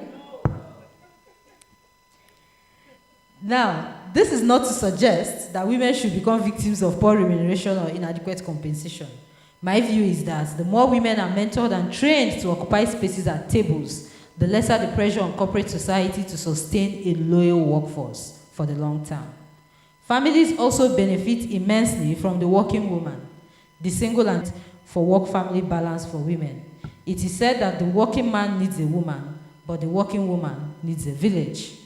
In recent times, that village does not come cheap, it does not come free. So the woman needs every support, especially financially, to be able to manage the people that she will supervise to run the home while she is at the workplace. And she will also need and should be entitled to some sort of time or leave to have a fair balance. I mean, if the woman abandons the home, we'll be raising vagabonds and all sorts of criminals in the society who will also come to distort that work that men are doing in the workplace.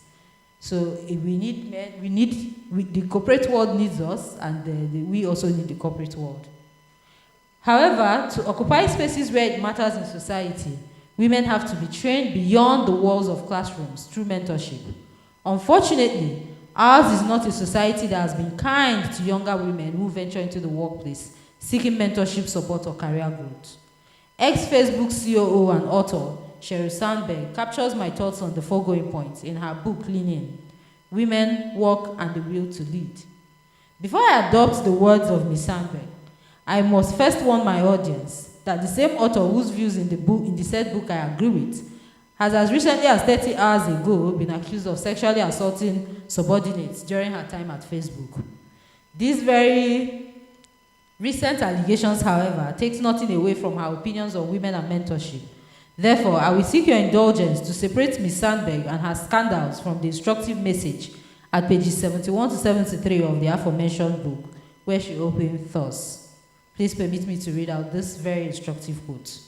Mentoring and sponsoring relationships often form between individuals who have common interests, or when the junior members remind the senior members of themselves. This means that men will often gravitate towards sponsoring men, with whom they connect more naturally.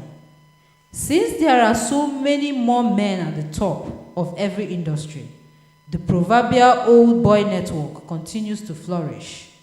And since there are already a reduced number of women in leadership roles, it is not possible for the junior women to get enough support unless senior men jump in too. We need to make male leaders aware of this shortage and encourage them to widen their circle. It is wonderful when senior men mentor women. It is even better when they champion and sponsor them. Any male leader who is serious about moving toward a more equal world can make this a priority and be part of the solution, just like Mr. J.B. Daudu ACN is a part of the solution. It should be a badge of honor for men to sponsor women. And since we know that different perspectives improve performance, companies should foster and reward this behavior. Of course, there are some tricky issues to be solved here, including the perceived sexual context of male-female relationships. Once during my treasury years, Larry Summers and I traveled together to South Africa, where we holed up in a living room of his hotel suite to work on his speech on fiscal policy for the next day. Jet-lagged and oblivious to the time change, we suddenly noticed it was 3 a.m. We both knew it would look awful if anyone saw me leaving his hotel suite at that time. We discussed the options. Maybe he should check to see if anyone was in the hall. Then we realized we were stuck because there is no difference between trying not to be seen leaving someone's hotel room late at night or even leaving the room. I strode into the luckily empty hall and made it to my room undetected. Junior women and senior men often avoid engaging in mentoring relationships out of fear of what others might think. A study published by the Center for Work-Life Policy and the Harvard Business Review reported that 64% of men at the level of vice president and above are hesitant to have a one-on-one meeting with a more junior woman.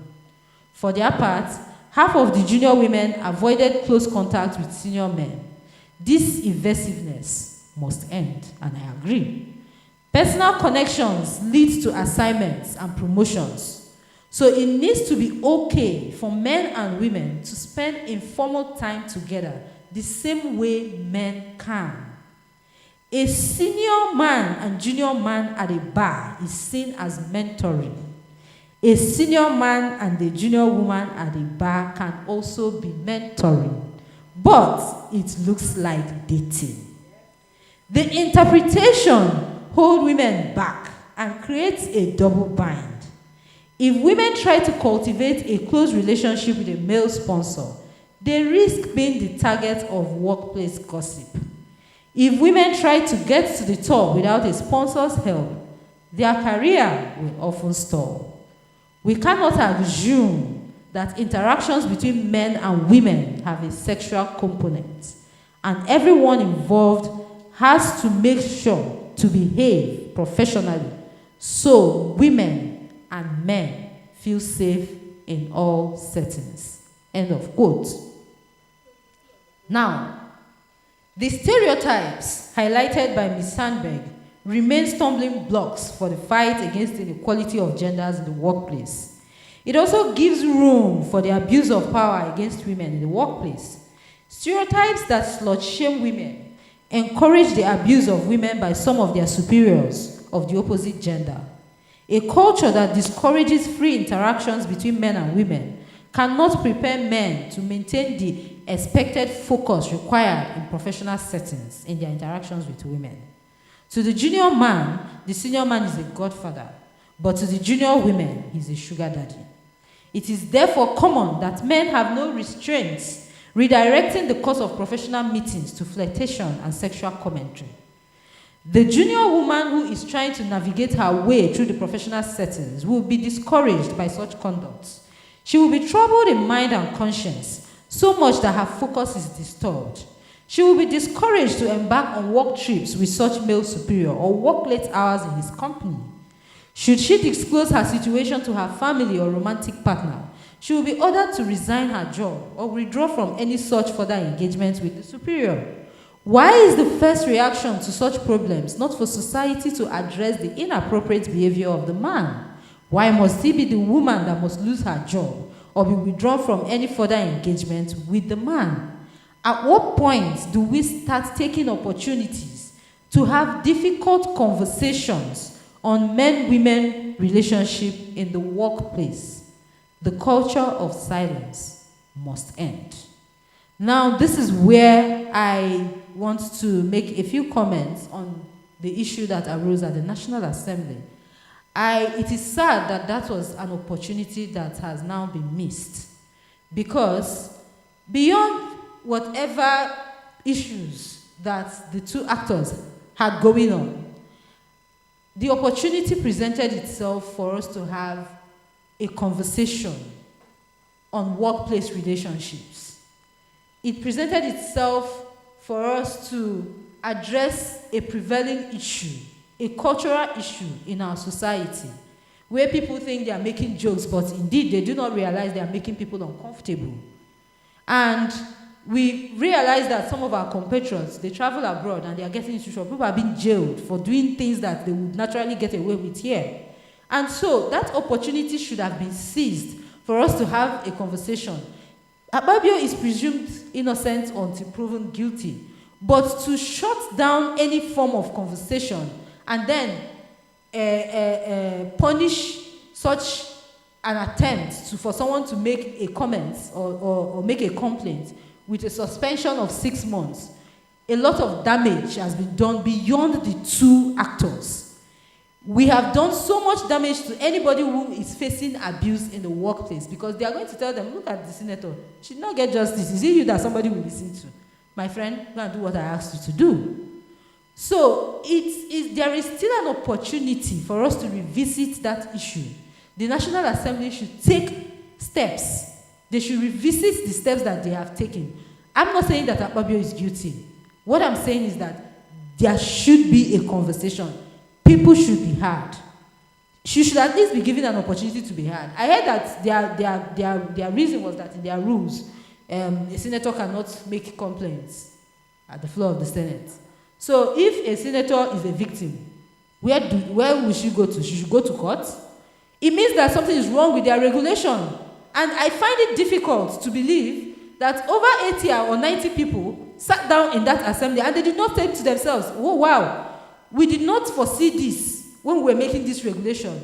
It then means that there is a problem. So perhaps we should make an amendment to this regulation, or create an exception for somebody to say something. And then I see the disappointment in many women to the reaction that the other women gave. Somebody said, oh, she did not tell me. She did not come to tell me. Your reaction says why they would not have told you in the first instance. Because as you've now heard it, did you call her? Did you try to seek a meeting? You went straight to the TV and you started attacking the woman. And you said, me too, have not been sexually harassed too. I don't understand. Does it have to be do you people have to move? Do women have to move in the community of victims before somebody can have a case? So I find all those arguments to be highly, with due respect, unintelligent. Someone says because you're a senator, you cannot be abused. What does that mean? What exactly does that mean? Because you're a senator, you've become, you have soldier blood in you. And even soldiers are abused. Police officers are abused. So how do you just come and name or the case of somebody else because your own case is different? And then the accused was judge, jury, executioner, and all sorts of things. And everybody sat down and they were hailing him. And then the committee chairman, once he received the complaint, sat down in front of camera and said that this is dead on arrival. Then you finish saying that, you sent her an invitation. Obviously, she will not come, because why would I come to somebody who has passed judgment? You have reached a judgment on the day of mention. So what is the point of the case continuing? You are fortuitous official. Drop the file, let everybody move on. Then you now proceed to say you are suspending her because she did not appear before you. Why will she appear before a court that has delivered judgment? Let her take her appeal probably to God. And then, after refusing to create an enabling environment for everybody to speak on the issue, you then gather women of different facts to ask them, have I abused you? Are you there saying people are not beautiful? Is that the point? And this is how we address these issues every day. This is how we address these issues. It's either we force people to keep quiet, or when they speak, we shut them down. That is the point that is being made. It's not about Natasha, and it is not about Akpabio. It is the fact that we have carried our bad behavior to a level where it has now gone to international community. People are now looking at us. And that is going to do a lot of damage to us as a country, as a nation. So it is incumbent on even Nigerian men to rise up at this occasion to ensure that conversations are being had. Because now, people are going to say that Nigerian men will abuse you and force you to keep quiet. That is the representation that what has happened at the National Assembly creates for Nigerians. But before I digress from what we are talking about today, I continue by saying that away from the role of men in bridging the gap, gender gap is the role of women. Women must be ready and prepared to take up spaces in both formal and informal sectors. The few senior women must be visible at the table to encourage junior women that they too can take up spaces too. You go to courts and you find out that female lawyers are always at the back, even when there is space in front. I try as much as possible to encourage people to come to the front. And I think what discourages us most is the fact that we don't see female silks in courts as often. We don't see them. We know that there are female silks people have taken silk. But you see, it appears that people take silk and then they disappear. They should come and encourage us. Some of us want to see them in front so that we can also know that it's not only a space for the men to sit. The junior women must be ready to shut their ears to the slut-shaming and cheap gossips. Because if it is whether they will say something about you, something will be said. And if you are going to keep turning and listening to the whispers and what people are going to say, you're not going to make any progress. You will end up where other people who did not make progress ended. So let people say whatever they have to say. Let people do whatever they have to do. Let people even abuse you and accuse you of doing things you did not do. That is their own personal problem. And even if you did it, it's still their personal problem. She must be ready to focus on her goals, must show up when required. She must also be strategic in managing her personal relationships, especially her romantic life. Now, you cannot be a career woman and then you go and marry a man that does not believe in career. A man that does not believe that you must travel. A man that believes that you must be there 24 hours, tending to the children and to himself. You will not grow. If there are cases out of state, nobody will send you to go there because they know your husband is a troublemaker. And if you must continue appearing in different courts, in different places for the judges to be seeing your face, I'm talking about lawyers now, and same for other careers.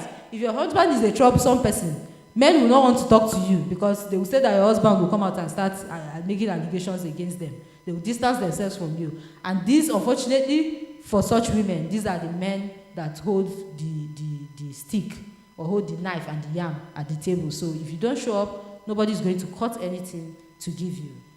Now, to answer some of the few questions that were raised, are women entitled as of right to a place in the political space? We are entitled as of right, but we are not entitled as of right even when we do not qualify. But I believe that women are qualified. We are adequately qualified to take up spaces. And so we are entitled as of right that we have the qualification and we should be considered when others are being considered. How do we know the class of women qualified for positions? The same way we don't know the qualification for men that are qualified for positions. That same way that we don't know, that's the same way that we don't know the women. The men are fighting, the women too should fight. When people said that Mrs. Ohanenye was very confrontational and fighting everybody, I said, well, we have also seen men fighting. Oshomole and Co, they've also fought. So fighting is not a bug. It is a future in politics. So when women join politics, they also become fighters. Who do women represent? Women represent everybody. Women bring a human face to whatever conversation you are having.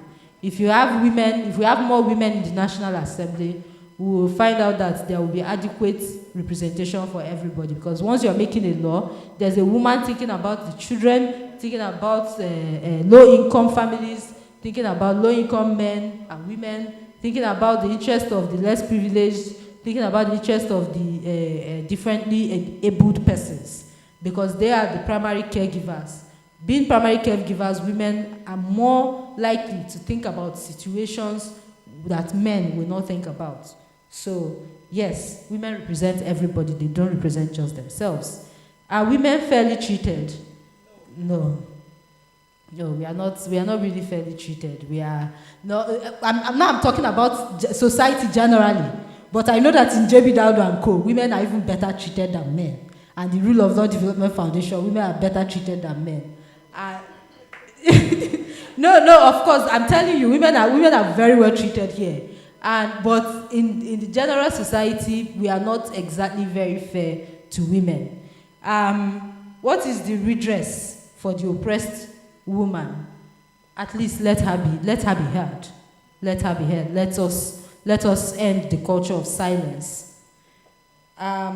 Is it a knee-jerk response or a calculated response? Now, let me address this one, because this is the one that we say all the time. Women are too emotional. She will do something and she will ruin her own case. But I say that women being emotional is even for the benefit of men. Because I don't think you want to do anything or have anything to do with a woman that is very calculated. Calculated women are very dangerous women. They are even more dangerous than men. And the reason we don't have a lot of calculated women is because women are not taking up spaces in mentorship. Because when you sit at those meetings, those midnight meetings that politicians hold, that is where you will hear the tricks and whatnot that they move with. If Natasha, for instance, assuming that there was something was said to her, no, let me not use them. If, for instance, a man says something to a woman, and then she said no, and the man starts trying to antagonize her because of that, a calculated woman will keep quiet and then sets up for another meeting where you now say something more stupid, then record you and put you out there with that singular and you are destroyed. That is a calculated woman. But an emotional woman will come out and say, it's because he said something to me and I said no. She does not have evidence. So it's her word against his. And so she has lost. But if she's calculated, she will destroy you, climb on your head, and take up your position. And make sure that your generations to come, they cannot even come out. Because once your children say something, they'll come out and show them video. Is this your father? So please go home.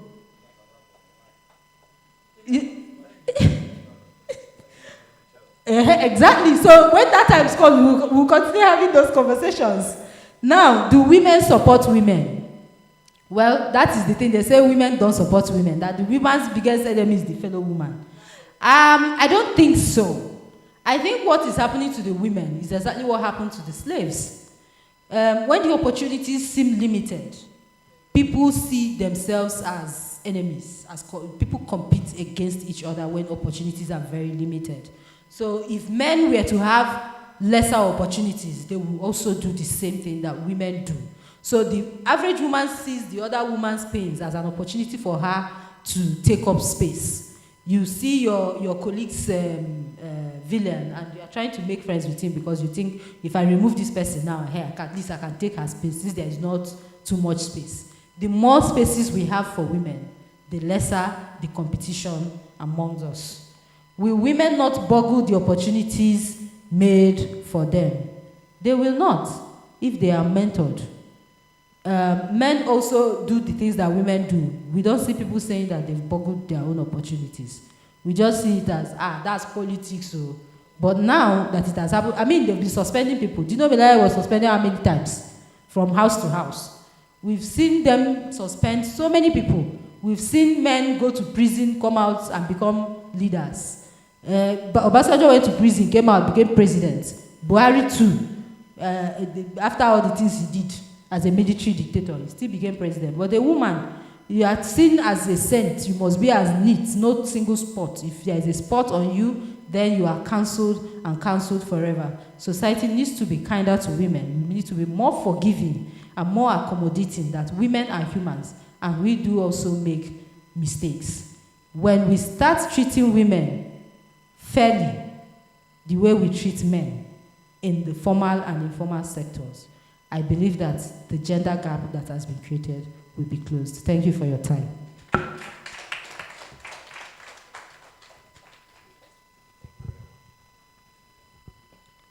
Very warm presentation there. Please let's give her one more round of applause.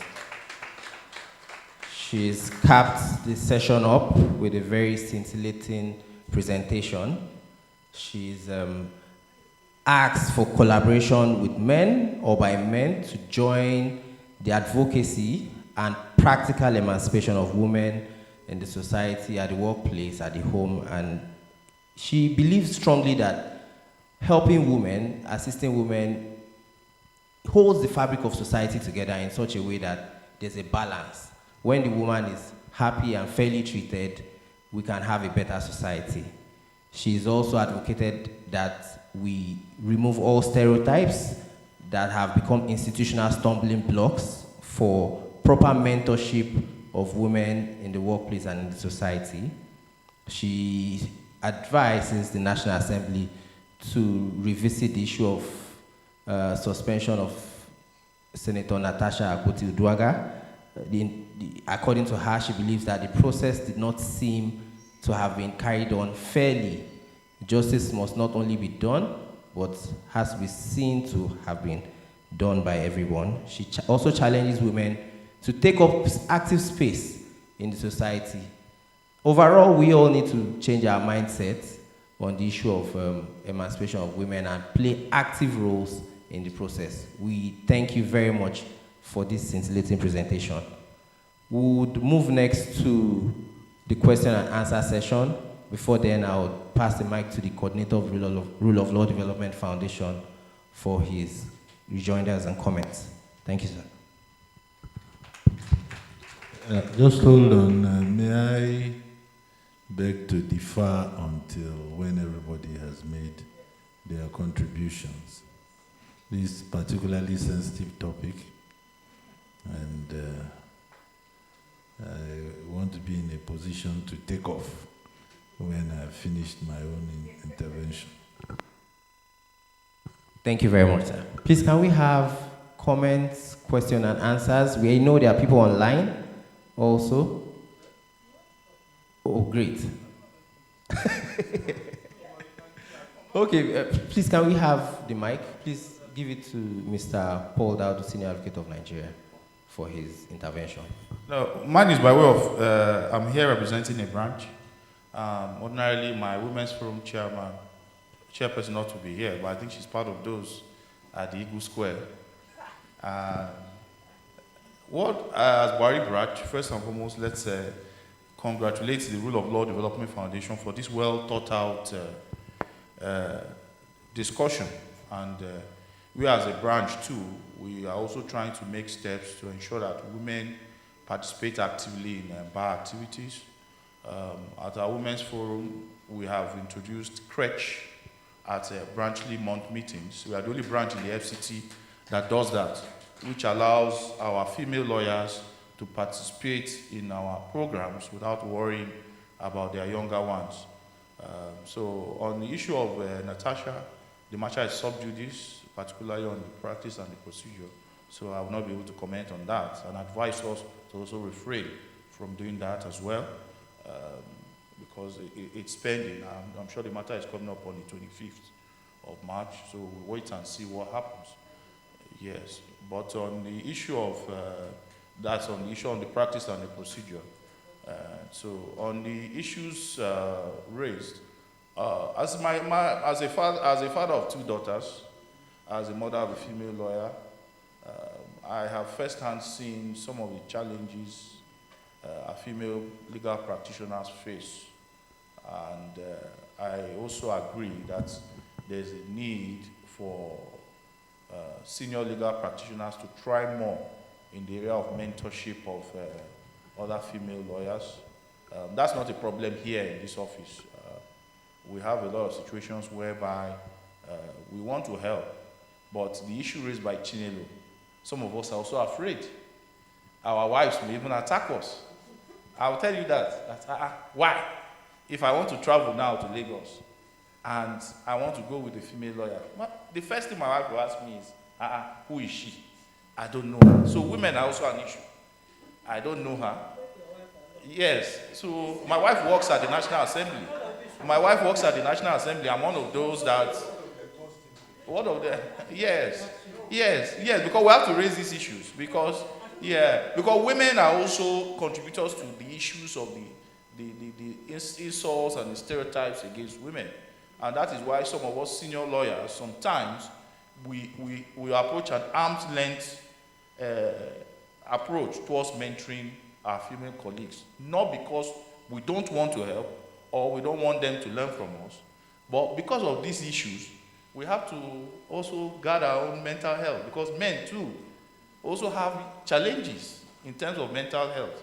So God has created us differently, and that is what I also want us to take away from this conversation. We are not all the same.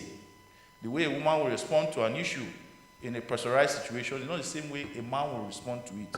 So when we begin to accept that we have differences across board, and what we should not be talking about is equality, but equal opportunity.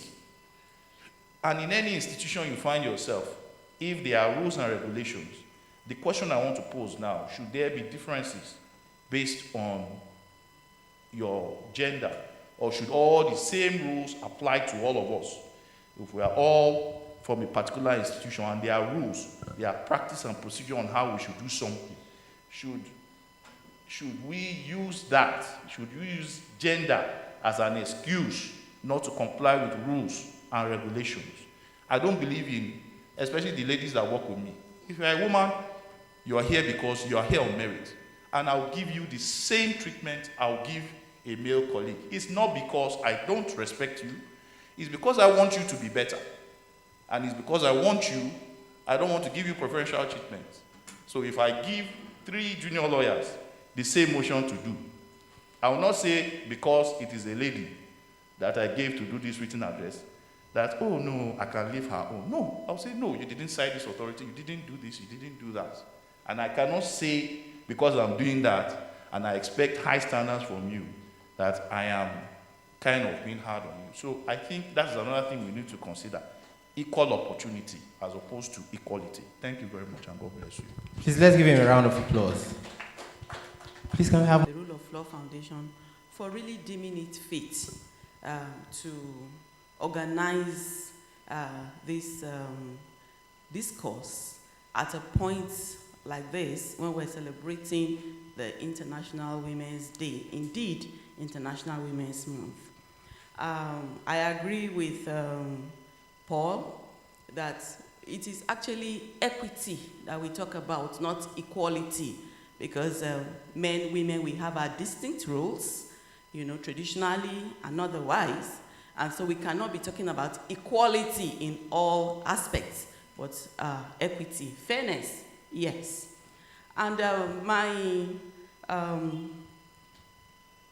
intervention, is in the area of the challenges that we encounter, women encounter in accessing justice. And these challenges have to do with, in terms of structural and institutional barriers. We have lack of access to information. Most of the women, a good percentage of women in Nigeria are not aware of their rights. We're not aware of our rights, or even the legal process or how to even go about accessing justice. And many women face obstacles in accessing courts, probably due to financial constraints. So many women are unable to access affordable legal representation or even the support services that go along with it. And the lead speaker talked very eloquently about cultural and social barriers. That is a huge impediment. It's a huge hindrance to enforcing the rights of women.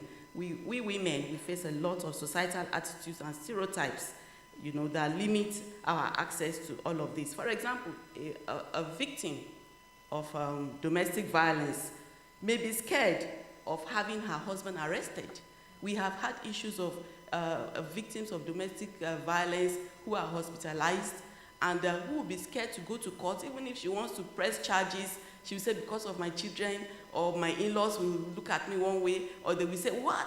You are having the husband of the father of your children arrested, So she's really scared, to take any action to protect her life, And many laws that restrict women and girls to access to education, other cultural impediments, like forced marriage or even female genital mutilation. It is not all the ladies who have gone through mutilation, female genital mutilation, that actually they succumb to it, but they may not want it. What they tell you is the tradition, is our tradition, you must succumb to it, whether she likes it or not, with or without her consent. That is that's a major problem. And when you're why do you have to succumb to this? So that you'll not be promiscuous. That's a violation of her rights, And so there are laws that also restrict women's autonomy, like laws that insist that before a woman can travel or get permission for whatever, she must seek her husband's consent, bring a written letter from your husband. A policewoman is not allowed to get pregnant outside marriage because she's a female police officer. But then the male policeman, the policeman can have children anyhow. So these discriminatory practices, this marginalization are things that we need to address. They have been there for years. Clara Zetkin, who started this idea of celebrating International Women's Day as far back as 1910. The issues that were raised as far back as 1910 are still obtainable today. Where are we going?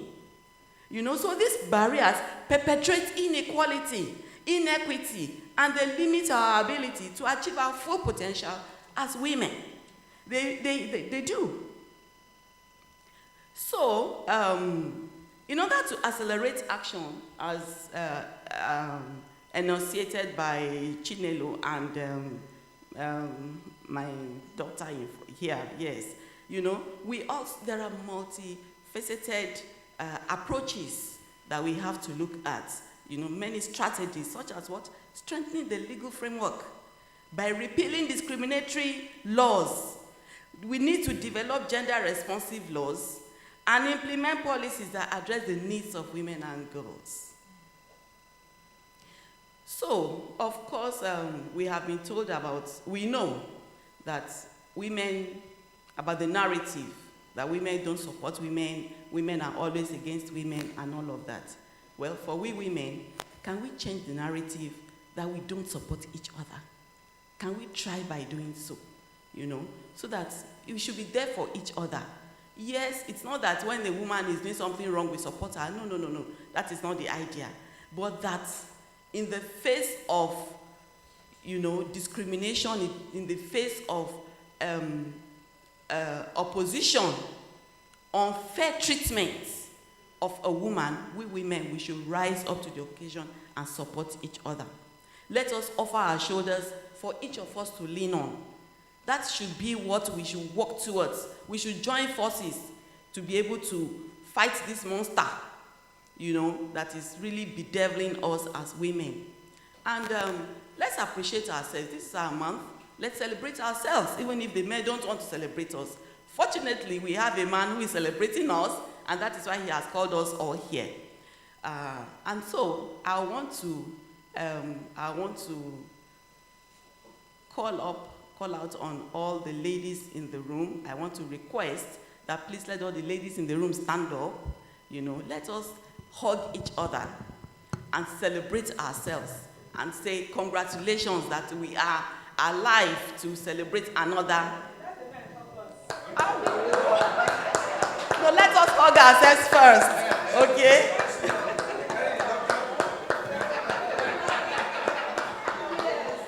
Happy Women's Month. Happy Women's Month.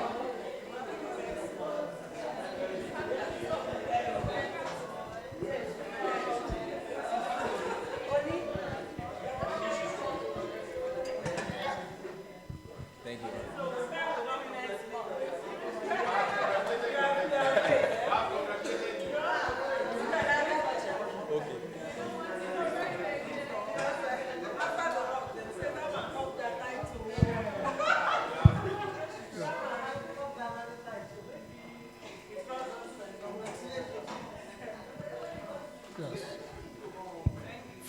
Thank you very much. Mine is a question to the presenters, and it has to do with the issue of sexual harassment, which is a topical issue now.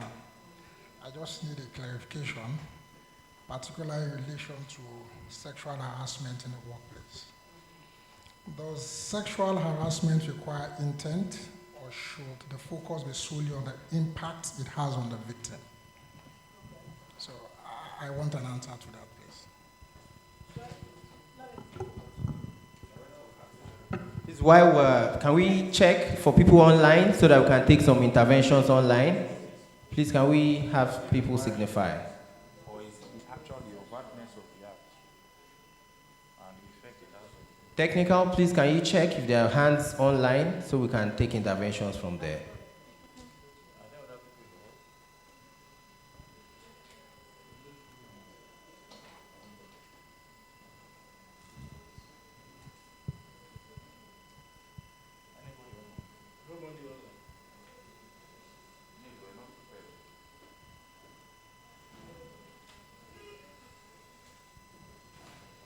Please, can we have, after Madam Ozioma, can we have other interventions?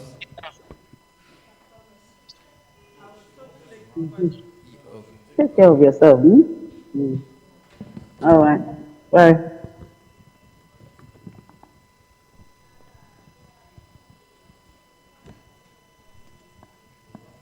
Don't worry. You just wanted you to. Is somebody online? Yes, good morning. Good morning. We can hear you.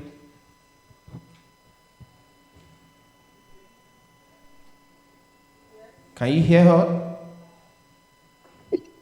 Yeah, yes, I can hear you. Good morning. Good morning. Please go on with Oh, your wow. intervention. Thank you very much. Yes, good morning. My name is Bukola Jao. You're welcome, ma'am. Please go on with your intervention. Yes. All right, thank you. If you can hear me, I would like to appreciate the rule of law for this wonderful webinar, and also appreciate all the panelists. I must say that I enjoyed all the papers, and I would like to add, to align myself with Mrs. Dangana, because she actually touched the area that I have always agitated for, meaning that if you want a change, we as women should celebrate ourselves.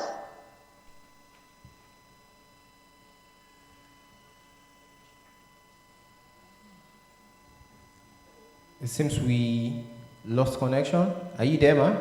Mrs. Ajao? All right, while we wait for her, we'll just proceed with the lead presenter. Okay. Oh, okay.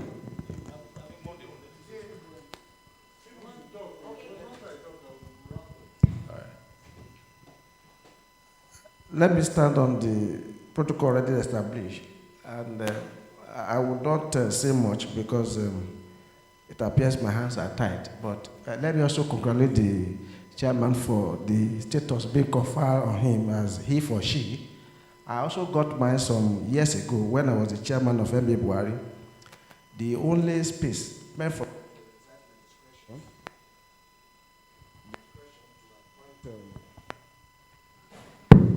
to appoint co-ESCO, that's co-opted ESCOs. I decided to put women to fill the whole spaces. And I did that deliberately because during the period of contest, the election period, I called them, please come and pick form. I was begging them. None of them, till today, ever sees anything good in those callings. And I decided I have to force them. And that's one of the challenges we are facing when we are talking about women folks. They have this mindset that they prefer to play the back seat instead of being in the front. And it's a psychological problem, and I think that's what we should be addressing. When you are driving at times, you are doing something, a woman will wind down and say, don't you know I'm a woman? Meaning that I'm inferior in the real standard of things. There are a lot of things. If you gather here as we speak today now, I can try it, and I'm ready to face the consequences that somebody should be here that want to vote a man and a woman. You discover that these women that are here will vote for the man here. These are the issues that we are yet to solve in our society. And we must step up our game. And that's what we need now. Not this idea of Natasha Akpabio. I don't think we should be discussing that issue. Apart from the fact that it's even in court of law. That's not an issue. It's not a problem. The issue is that women themselves, are they ready for these challenges? In Africans, reset of it. I've been a witness to a certain issue that we almost getting to the police station. The woman was begging her that, please, please, please. And if you see the passion and everything, and he got to say it was so hostile to us. I told my friend, I said, we are out of this case because the person that will serve as our witness is telling that we should not do this. So who are we going to call as a witness? So these are the challenges we should stir up by changing our orientation, our mindset that what a man can do, a woman should do it better. Let me come back to my own family. A few days ago, my wife was telling me that the only daughter we have is a serious problem. Why? Anytime you take her for plating of her head, she wants to take ice cream, she wants to take this and that. I said, look, she's a lady. Let us treat her in that manner so that she will get mature. But my wife never agreed with me. So I'm a man now teaching a woman how to relate with a fellow woman to be. So these are the challenges we are also facing. Women should learn how to accommodate themselves. If you want to overtake somebody here now, if you are a man, that the other fellow woman will give you space. But if you are a fellow woman, that woman will block you. Have you experienced that? Am I lying? That's the truth of the matter. That means something is wrong with women folk. We must now go out and educate them to change this mindset that, because one, when you talk about population-wise, the Jamaica strength is there. We are talking about men. Look at this hall now. Count men that are here and the women. They have the numerical strength. So what is their problem? The only problem is for them to come together and do what they want to do or achieve what they want to do. That's the problem. And there's a missing link. And that's why we must move from one place like the Jehovah's Witness, preaching from one house to another. That look, you have everything to be what you want to be in Nigeria or in Africa. All what you need is just come out, join hands together, and achieve what you want to achieve. Until we get to that level, no matter what we say, we'll still come back to the same story that women have been deprived, women have been this and that. Women should learn how to take up their own destiny in their hand. Thanks for the opportunity. Thank you very much for your intervention.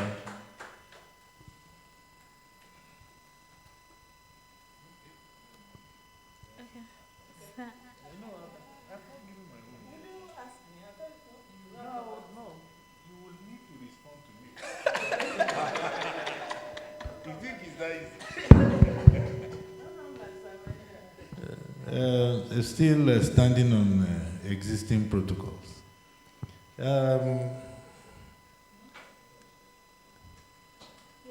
Let me start from the very beginning. When Mrs. Izora was commencing, she showed us a video clip. And in that video clip, we must all agree that it made a lot of sense. But the sense was obscured firstly by the length of the skirt. If that message was being delivered to a room full of Islamic clerics and Christian fundamentalists, they would leave the message, no, not look at the skirt, and condemn whatever is coming out from her mouth. So presentation is vital.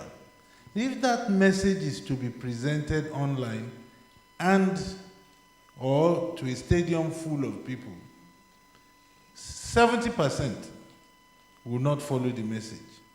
Maybe 50% distracted because they're trying to look at what is between that skirt and whether they can see anything. And the rest, out of disgust and infuriation, will refuse to listen to the message and spend the time condemning. So presentation is vital. The message was obscured. And why I started with that is that there is a need for us to tell each other the truth before we can get to the point where we need to get to.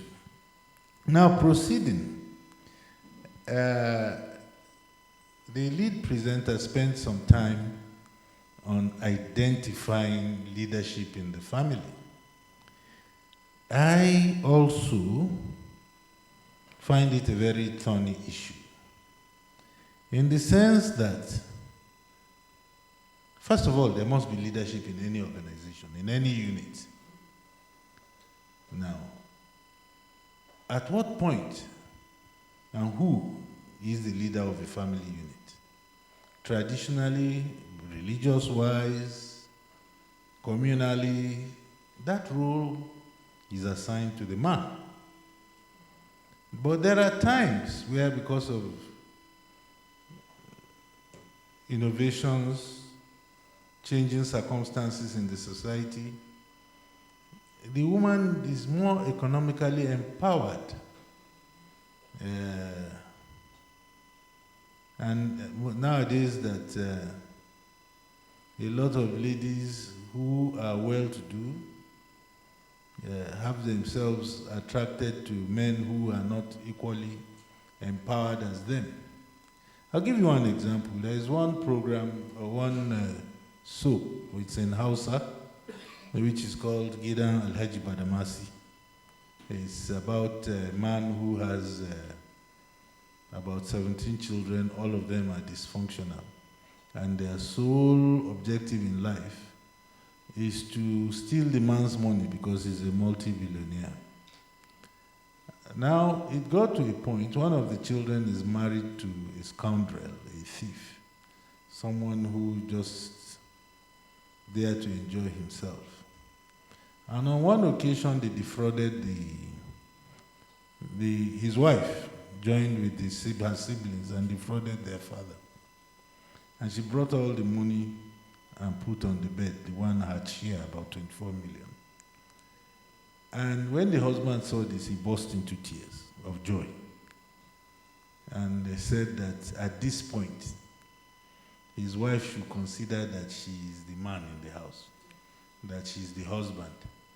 The only thing he's praying for is that he's now calling the wife he should not divorce him. That now that money has come, he has relegated, he's no longer the head of the household. I just give that example because to emphasize the point that there must always be leadership. And that can oscillate from either the male or the female, depending on economic empowerment. But the role of both parties must always be identified. I do not go as far as having the man take up a permanent role of cleaning dishes. That will bring us back to the Alhaji Badamasi scenario, or doing other things that he does not have an expertise in. So it's an issue for further introspection on. It was also said that there would be no need for affirmative action when equality has been achieved. Well, it's a case of which comes first, the chicken or the egg. How do you achieve that affirmative action? Who is going to hand it over on a platter of gold? Forget about these promises that the senators are making now. It's because they find themselves in hot water. For that to happen, and I'm only disclosing this because I'm a friend of the women. For that to happen, there needs to be a constitutional amendment. And because there needs to be a constitutional amendment, how do you navigate this amendment through states that are on religious grounds discriminatory to women? Those who culturally also have defined the role that will be ascribed to women, either economically or culturally. When you look at that, you will find that all the 36 states are guilty as charged. Any part of the country you go to. So if we are looking for a strategy, then we must look for a piecemeal strategy to achieve this measure. This is because, especially as politics, as of today, is seen as a means, a vehicle of economic empowerment. Politics is seen as an investment. You put your money in it, and then you now rake. It is wrong, but that is the reality.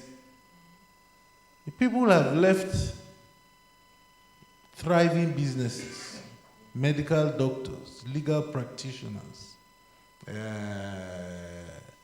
people with wholesale businesses, importers and exporters.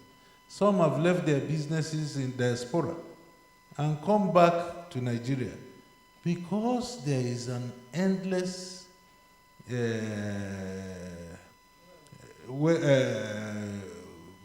bucket of cash that people can just dip their hands into and are not accountable to anybody.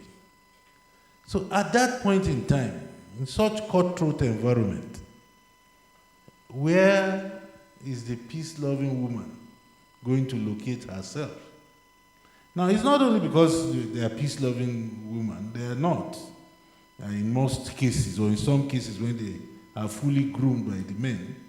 After all, there is a lady whose name begins with the letter B, who entered into the political sphere, and the 40 billion was said to be the reason why she was asked to be suspended. And up till now, nobody has said anything about it.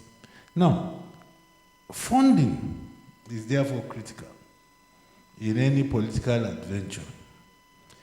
About 12 years ago, I was at the Nigerian Institute of Advanced Legal Studies, and I was asked to contribute on a discussion like this. All the women almost pelted me with, if they had rotten tomatoes and eggs, they would have stoned me with it on that day. Because I said the truth. I asked them that who is going to pay for this political excursion? Men are gamblers when it comes to politics. That's why they easily gravitate. How many women do you see going to play Bet Niger? How many? So for men, politics is like gambling. You chop, I no chop. Everybody goes his own way.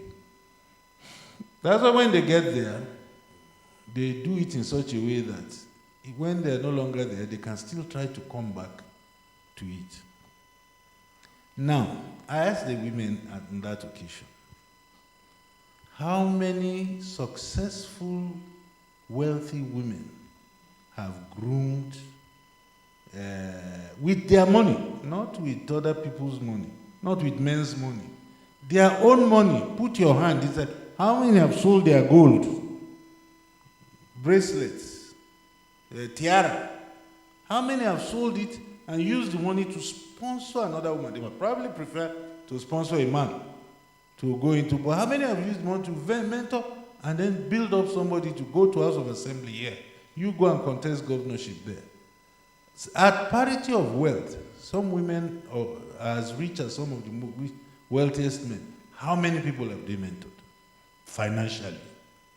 Now, without calling names, look at the likes of Mrs. Alakija, Hajia Binani, Shagaya. There's so many rich women in this country. Will they dip their hands in their pocket, in their purses, in their bank accounts, and then say, look, for the local governments in Anambra, I'm going to put up one House of Assembly candidate, woman, and let's struggle it out. They have access into homes.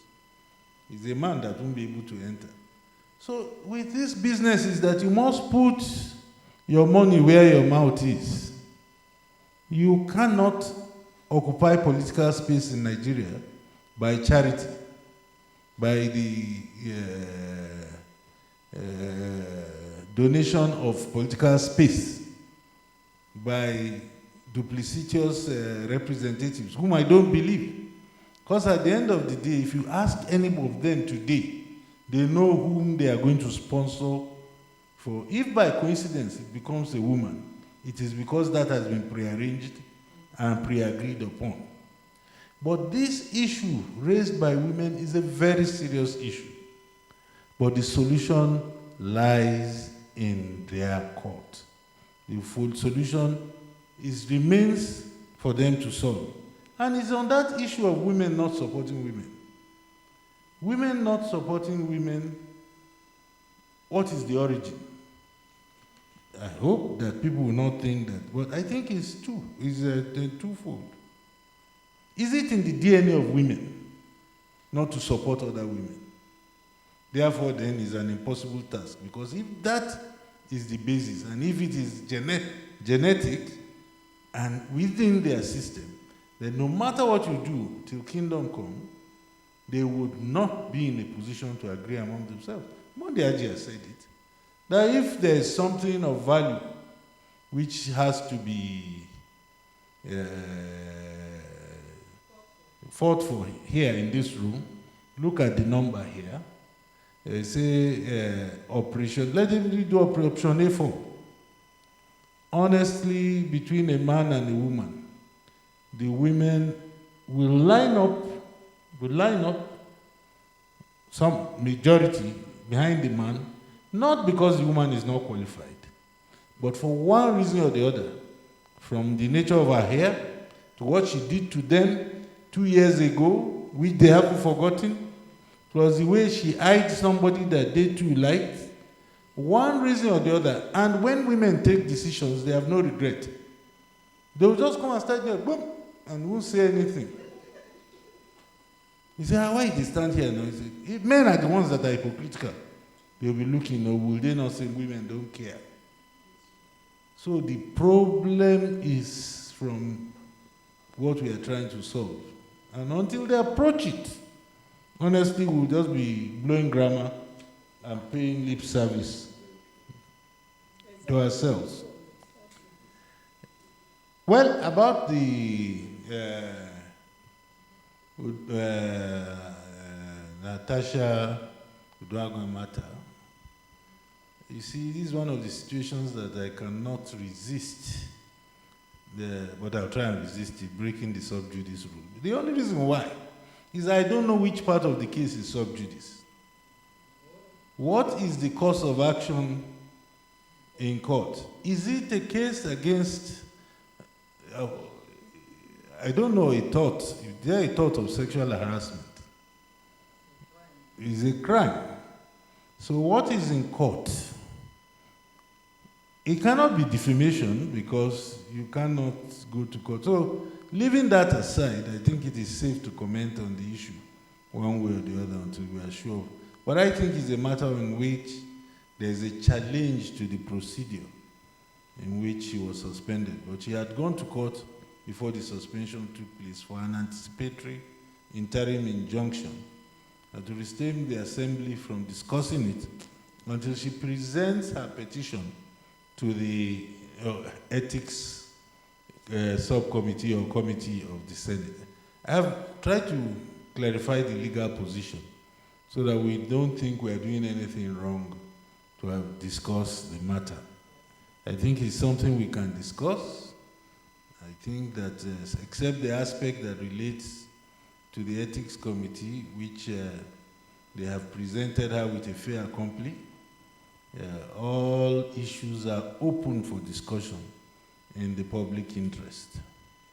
And I just think that the Senate President himself did not help matters, in the sense that there had been previous altercations with the lady before, calling her a nightclub girl. Now, circumstantial evidence will tie him to that statement, as is not a statement, a conduct is not sexual harassment because you want sex from the woman. A conduct is sexual harassment if it is demeaning to the gender of the target that is being harassed. So if you body shame a woman, am I wrong? That is in the public sphere, so as to make her keep quiet. It is gender or sexual harassment. Now, so Nigerians, 98% of Nigerians have interpreted it to mean that the conduct is one of demand for sex. It need not be. Well, even only the devil at times does not know the intention of man. Man is man any day. So if that is in his intention, that is left to him. These things have come out in the open now. But the point that remains is that no member of that august body must be put in a position so as to feel inadequate to represent his or her constituency. Incidentally, she's my senator. She represents my constituency. We've lost our services for 6 months. I don't find it funny. And I think that the earlier this grave injustice is redressed, the better. Because we are not thinking of, well, I probably would not even, that is a matter of demand for sexual gratification. I don't think so. But for whatever reason it is, he having once apologized for calling her a nightclub girl already sets the foundation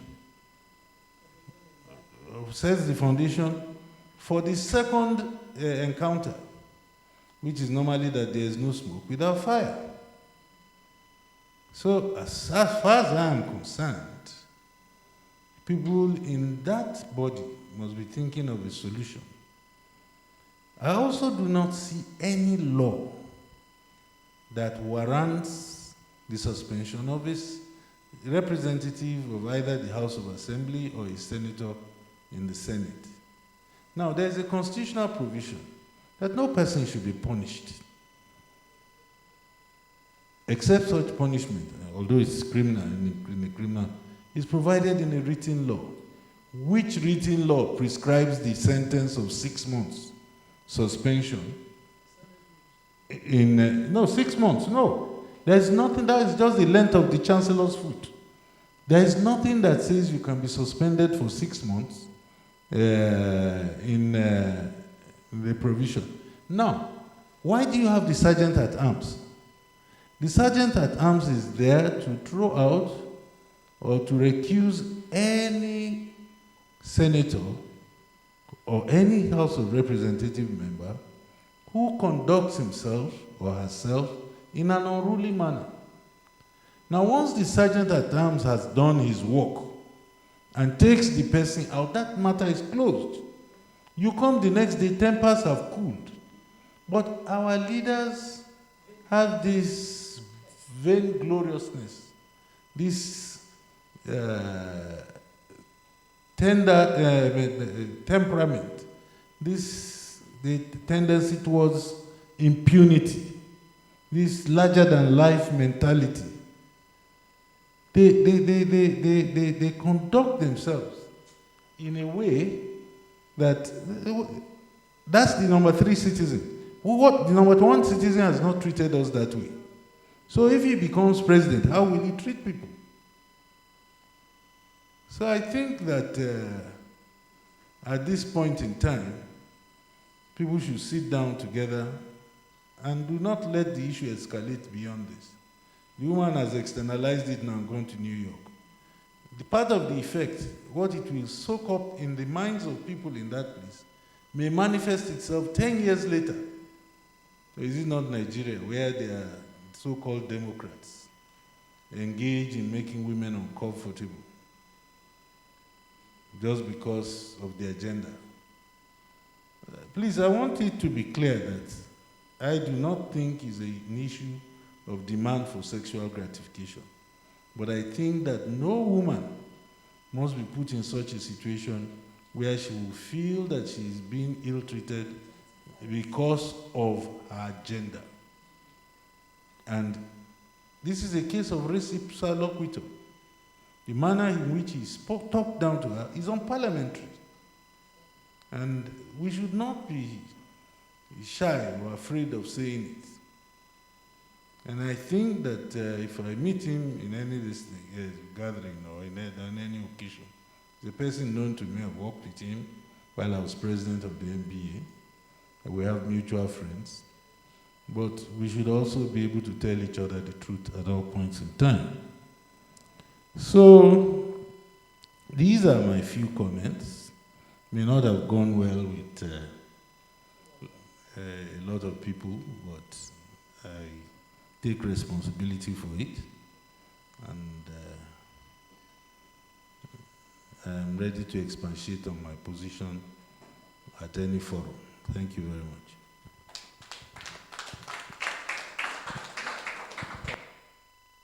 Please, let's give the Thank God the coordinator did not ask me questions. He made his opinion known on issues. Yes? Because these are not questions, they're views. And let me start from there, because I might forget some things if I go backwards. Okay, about women preferring men. We already talked about power imbalance. There are many more men there. They have more power. If this room were to do option A4 and all that, it's likely that there will be evidence, men who already have antecedents that women can line up behind. I say the same thing of MBA. the Nigerian Bar Association is about to go into national elections. To my knowledge, there are women who are aspiring. There are men who are aspiring. I would not necessarily go line up behind any of the women just because they are women. I would look at their antecedents. I would look at the men who are coming out before I make up my mind. Last election, at one point, it became evident that we were struggling to have women in. So at one point, we took a decision that we don't really have to know those women if we don't have better men, let's populate the women.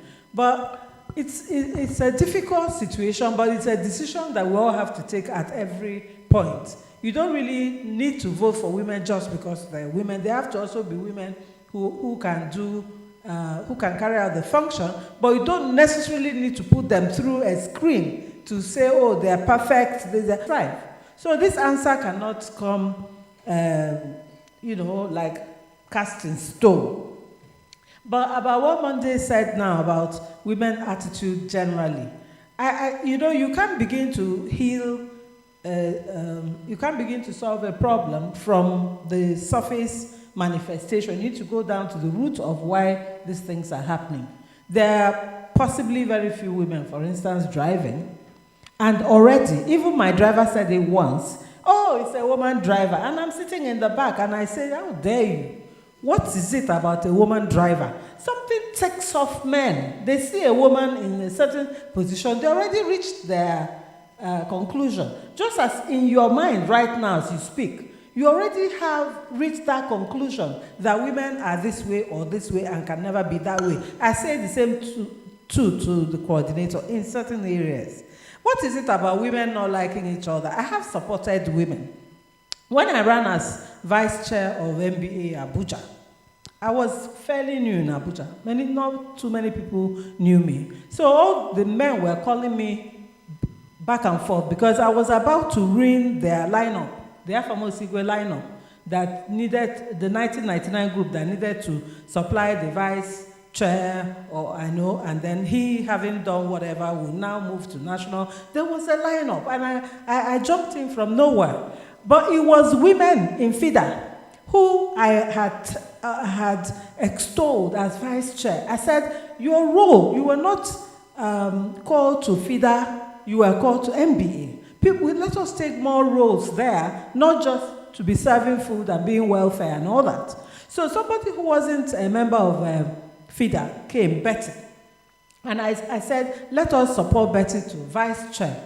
But she couldn't take the pressure. Like a few days before end of nomination, she came to me and said, these people will kill me. They've given me treasurer unopposed. Let me just take it and enter house. So I said, I will put my name there. Let them push me.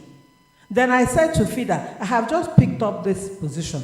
You see, there's politics there as well. As vice chair of FIDA, I could be chair of FIDA, the next one. Some other people wanted chair of FIDA. So they encouraged me to go to vice chair of MBA. So chair of FIDA will be, see, women are not fools. We're also doing the calculations. Okay, so I let them. They would arrange a venue, arrange food and everything, and tell me to come and speak. And I went and spoke. And they harassed their husbands and said, you must vote for Ozioma. That was how I worked. No, apart from the fact that some of the students I taught in secondary school were lawyers, and they were in the football team. And they told them, that's our teacher coming out. There is no way to succeed in politics without having built, what they call it, you have to build a followership. It is same for men, it's same for women. So when women come out without having built that platform, they need to lean on the platform of men to grow. And when they learn the tricks of men, they play like men. In fact, they don't want you to call them women at that point because women is lowering them. It's the same thing we have with lady judges. You can't call them your ladyship because they want to be my lord, because the men who are judges look at them as inferior when they now recline to ladyship. This thing is too deeply ingrained, Monday, for you to judge it with manifestation. Some women, because men have said you drivers, women driver and all that, they become aggressive on the road. So there are this story going back. What can you do? You understand that they are battling against things. Yes? that's where education and re-education must keep going. Are there different rules? There are not different rules, but when there are things that people have carried on their mind for too long, it can burst out at any point. I do not believe, because Natasha said on the floor, that this has been going on, this is how I'm always being harassed, that very soon I'll have to say something. That very soon, this is my husband calling up. Sorry. You know, actually, yeah. But you know how it is, right? So she's been bottling up something. That opportunity of this movement of the seat was her lashing out about all the things she should have said or she had kept in. I didn't think she should say. Okay, so there's always a root cause. Does sexual harassment require intent? Sexual harassment is an unwelcome advance and a welcome action from somebody. Unwelcome. If I like you touching me and you touch me, we're good. But if I don't like you touching me or admiring me or pinching me or that, it becomes sexual harassment. So when Oshiomhole says princess of the Senate, it's harassment of sorts. Because you bring her down from the level of being an elected senator who should be representing her constituent to a princess who dresses up and just sits pretty and quiet. It is diminutive. And there's a problem. So many times our culture allows us to joke and all that. We forget that there are places, there are times and places for everything. Some places it's not right to joke. Do you understand what I mean? So, one question. Okay, wait now, Shu. I'll call you back, okay? I'm on an event, I'm presenting. Okay, thank you. So we can all work on this. We can all join in that mentorship. Okay, about the man-woman role shift in the family. I think it's very important to address this. And for men to relearn that their role is not cast in stone. Yes, you started off being head. Okay, I will respect you as husband of the house. But when roles change, you're not the one providing. I go out and slave and work, and you're in the house. I come back, I cook for you. You put up your leg, you eat, and then you grumble that there's not enough meat in the food. So men need to understand that when a woman takes up their responsibility as the provider, they have to do something else to compensate, including washing dishes, keeping the children happy, keeping the home. They have to meet each other halfway. Nobody is born, a king. Everybody is a human being at birth. And I also put it back to mothers. My children all cook, irrelevant of gender, because their dad was cooking. They saw him. He will come home sometimes and say, get in his shorts and get in the kitchen. He used to cook my first meals when I have babies. And then he will finish all my ingredients and all that, yes. Then some people will come in and like, Doc, are you the one cooking? He said, well, who should be cooking? She just had a baby. Do you understand what I mean? So when you start early to lay down, my girls who are here who are not married, you meet this man. He's toasting you and doing all the right things. Know it, that the minute he puts a ring on it, he will become the man. His peers will tell him how to behave, how to treat you. But you need to also meet him halfway by instructing him otherwise, that your parents didn't give birth to a slave. So you need to also agree, work out how your marriage will go. I teach family law. There's no rules cast somewhere for one or the other. Man is not meant to be breadwinner. If you earn more, you put more on the table. So the story can go on one way or the other, and they're not all law, unfortunately. Some of them are sentiment. Yes, sentiments are welcome. Who was asking whether there are different rules for women and all that? We're naturally sentimental people, and it can be both a strength and a weakness. We can use our sentiment to do the right thing, to make sure that issues about women and children are put center forward. When the men are saying, throw this away, say, no, we need to protect our children, it's sentimental, even though it's addressing the law. The men won't do it. They'll be interested in how much was voted for this constituency project and all that, than in looking at the nitty-gritty. That's why I say these senators, they make the law, but they don't know the content of the law. They do not know that sexual harassment has been criminalized. You can't be admiring a woman if she doesn't want your admiration. You can't. So you can't, and for somebody to now say, oh, pretty women should not come into the Senate, that is taking us how many 100 years back, where a man will see you by, oh, you're looking pretty, you become his wife. It's no longer available. Men should school themselves that things have changed. They need to move from being macho, the all owner, the all-seeing, the one that God handed. Okay, finally, I'll end on this. I know I'm talking too much. I apologize. I was at this church, and they had a Bible session before the main service, and he was talking about how sin came into the world and how Eve should not have had a choice, and did not make the right choice in collecting the apple and eating it. And he now says, so you do know that when a situation places itself, you can make a choice for good or a choice for bad. The church says yes. And he says, now, from now on, you make sure you make the right choices and avoid sin. They agreed, he skipped. And then he made the mistake of saying any questions or observations. I stuck up my hand. In this church, that is not my church, I'm in this place for an event different from nothing. I put up my hand and they actually recognized it. So I said, sir, wonderful about how sin came into the world. But you skipped a point. You did not put Adam in the picture. He also disobeyed God. In fact, as far as I'm concerned, it was Adam that the primary responsibility was given to, being the man, the head of the family. So God says, do not eat this fruit.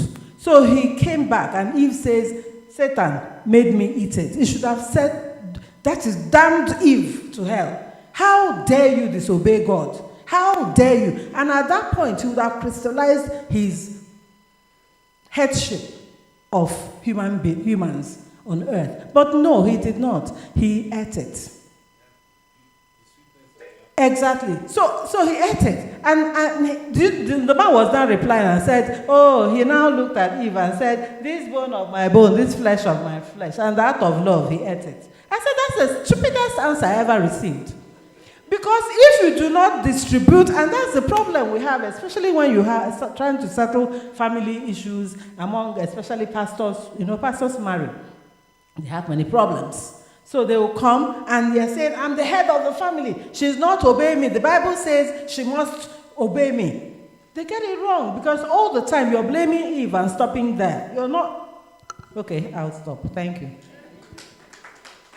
I need water, please. Can I have water? Thank you very much, the lead presenter, for this intervention. I would pass the mic to the coordinator of the Rule of Law Development Foundation for his final remarks. All right. All right, thank you very much. The chairman of Buhari branch, could you please do the honors of a closing remark? Thank you very much. Please let's give him a round of applause. Well, I think I'm also here as a member of the board of trustees of this foundation, and it's just to appreciate all our resource persons, our coordinator, and the staff and the team of the Rule of Law Development Foundation that has put together this very, very interesting and intellectually stimulating conversation. Let's give all those concerned a round of applause, please. We at the Rule of Law Development Foundation have always prided ourselves in creating an open platform where we can cross-fertilize and discuss thorny and pressing issues without censor. And you can see that today's program was a manifestation of that. So on behalf of the Rule of Law Foundation, I also thank those who joined us online. A lot of people joined us online to listen to what we are, and those who contributed in one way or the other to the success of this program. So thank you very much, and God bless you all as you return back to your various. Thank you very much, sir. Please can I have closing prayer by any volunteer? We started with God. We would like to end with God. Thank you, Mr. Aslem Obareze.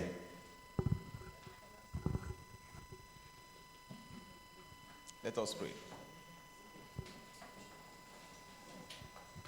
In Jesus' name we pray. Father Almighty, we thank thee for the success of this webinar. Father, we thank thee for how you made everything possible. For the presenters, they did a very nice job. We bless thy holy name in Jesus' name. Father, we pray thee, Lord Jesus, as we disperse this moment, we ask thee to lead us safely back to our various homes. For in Jesus' mighty name we pray. Amen. Thank you very much, sir. Please, can we have group photographs with the coordinator before we all disperse?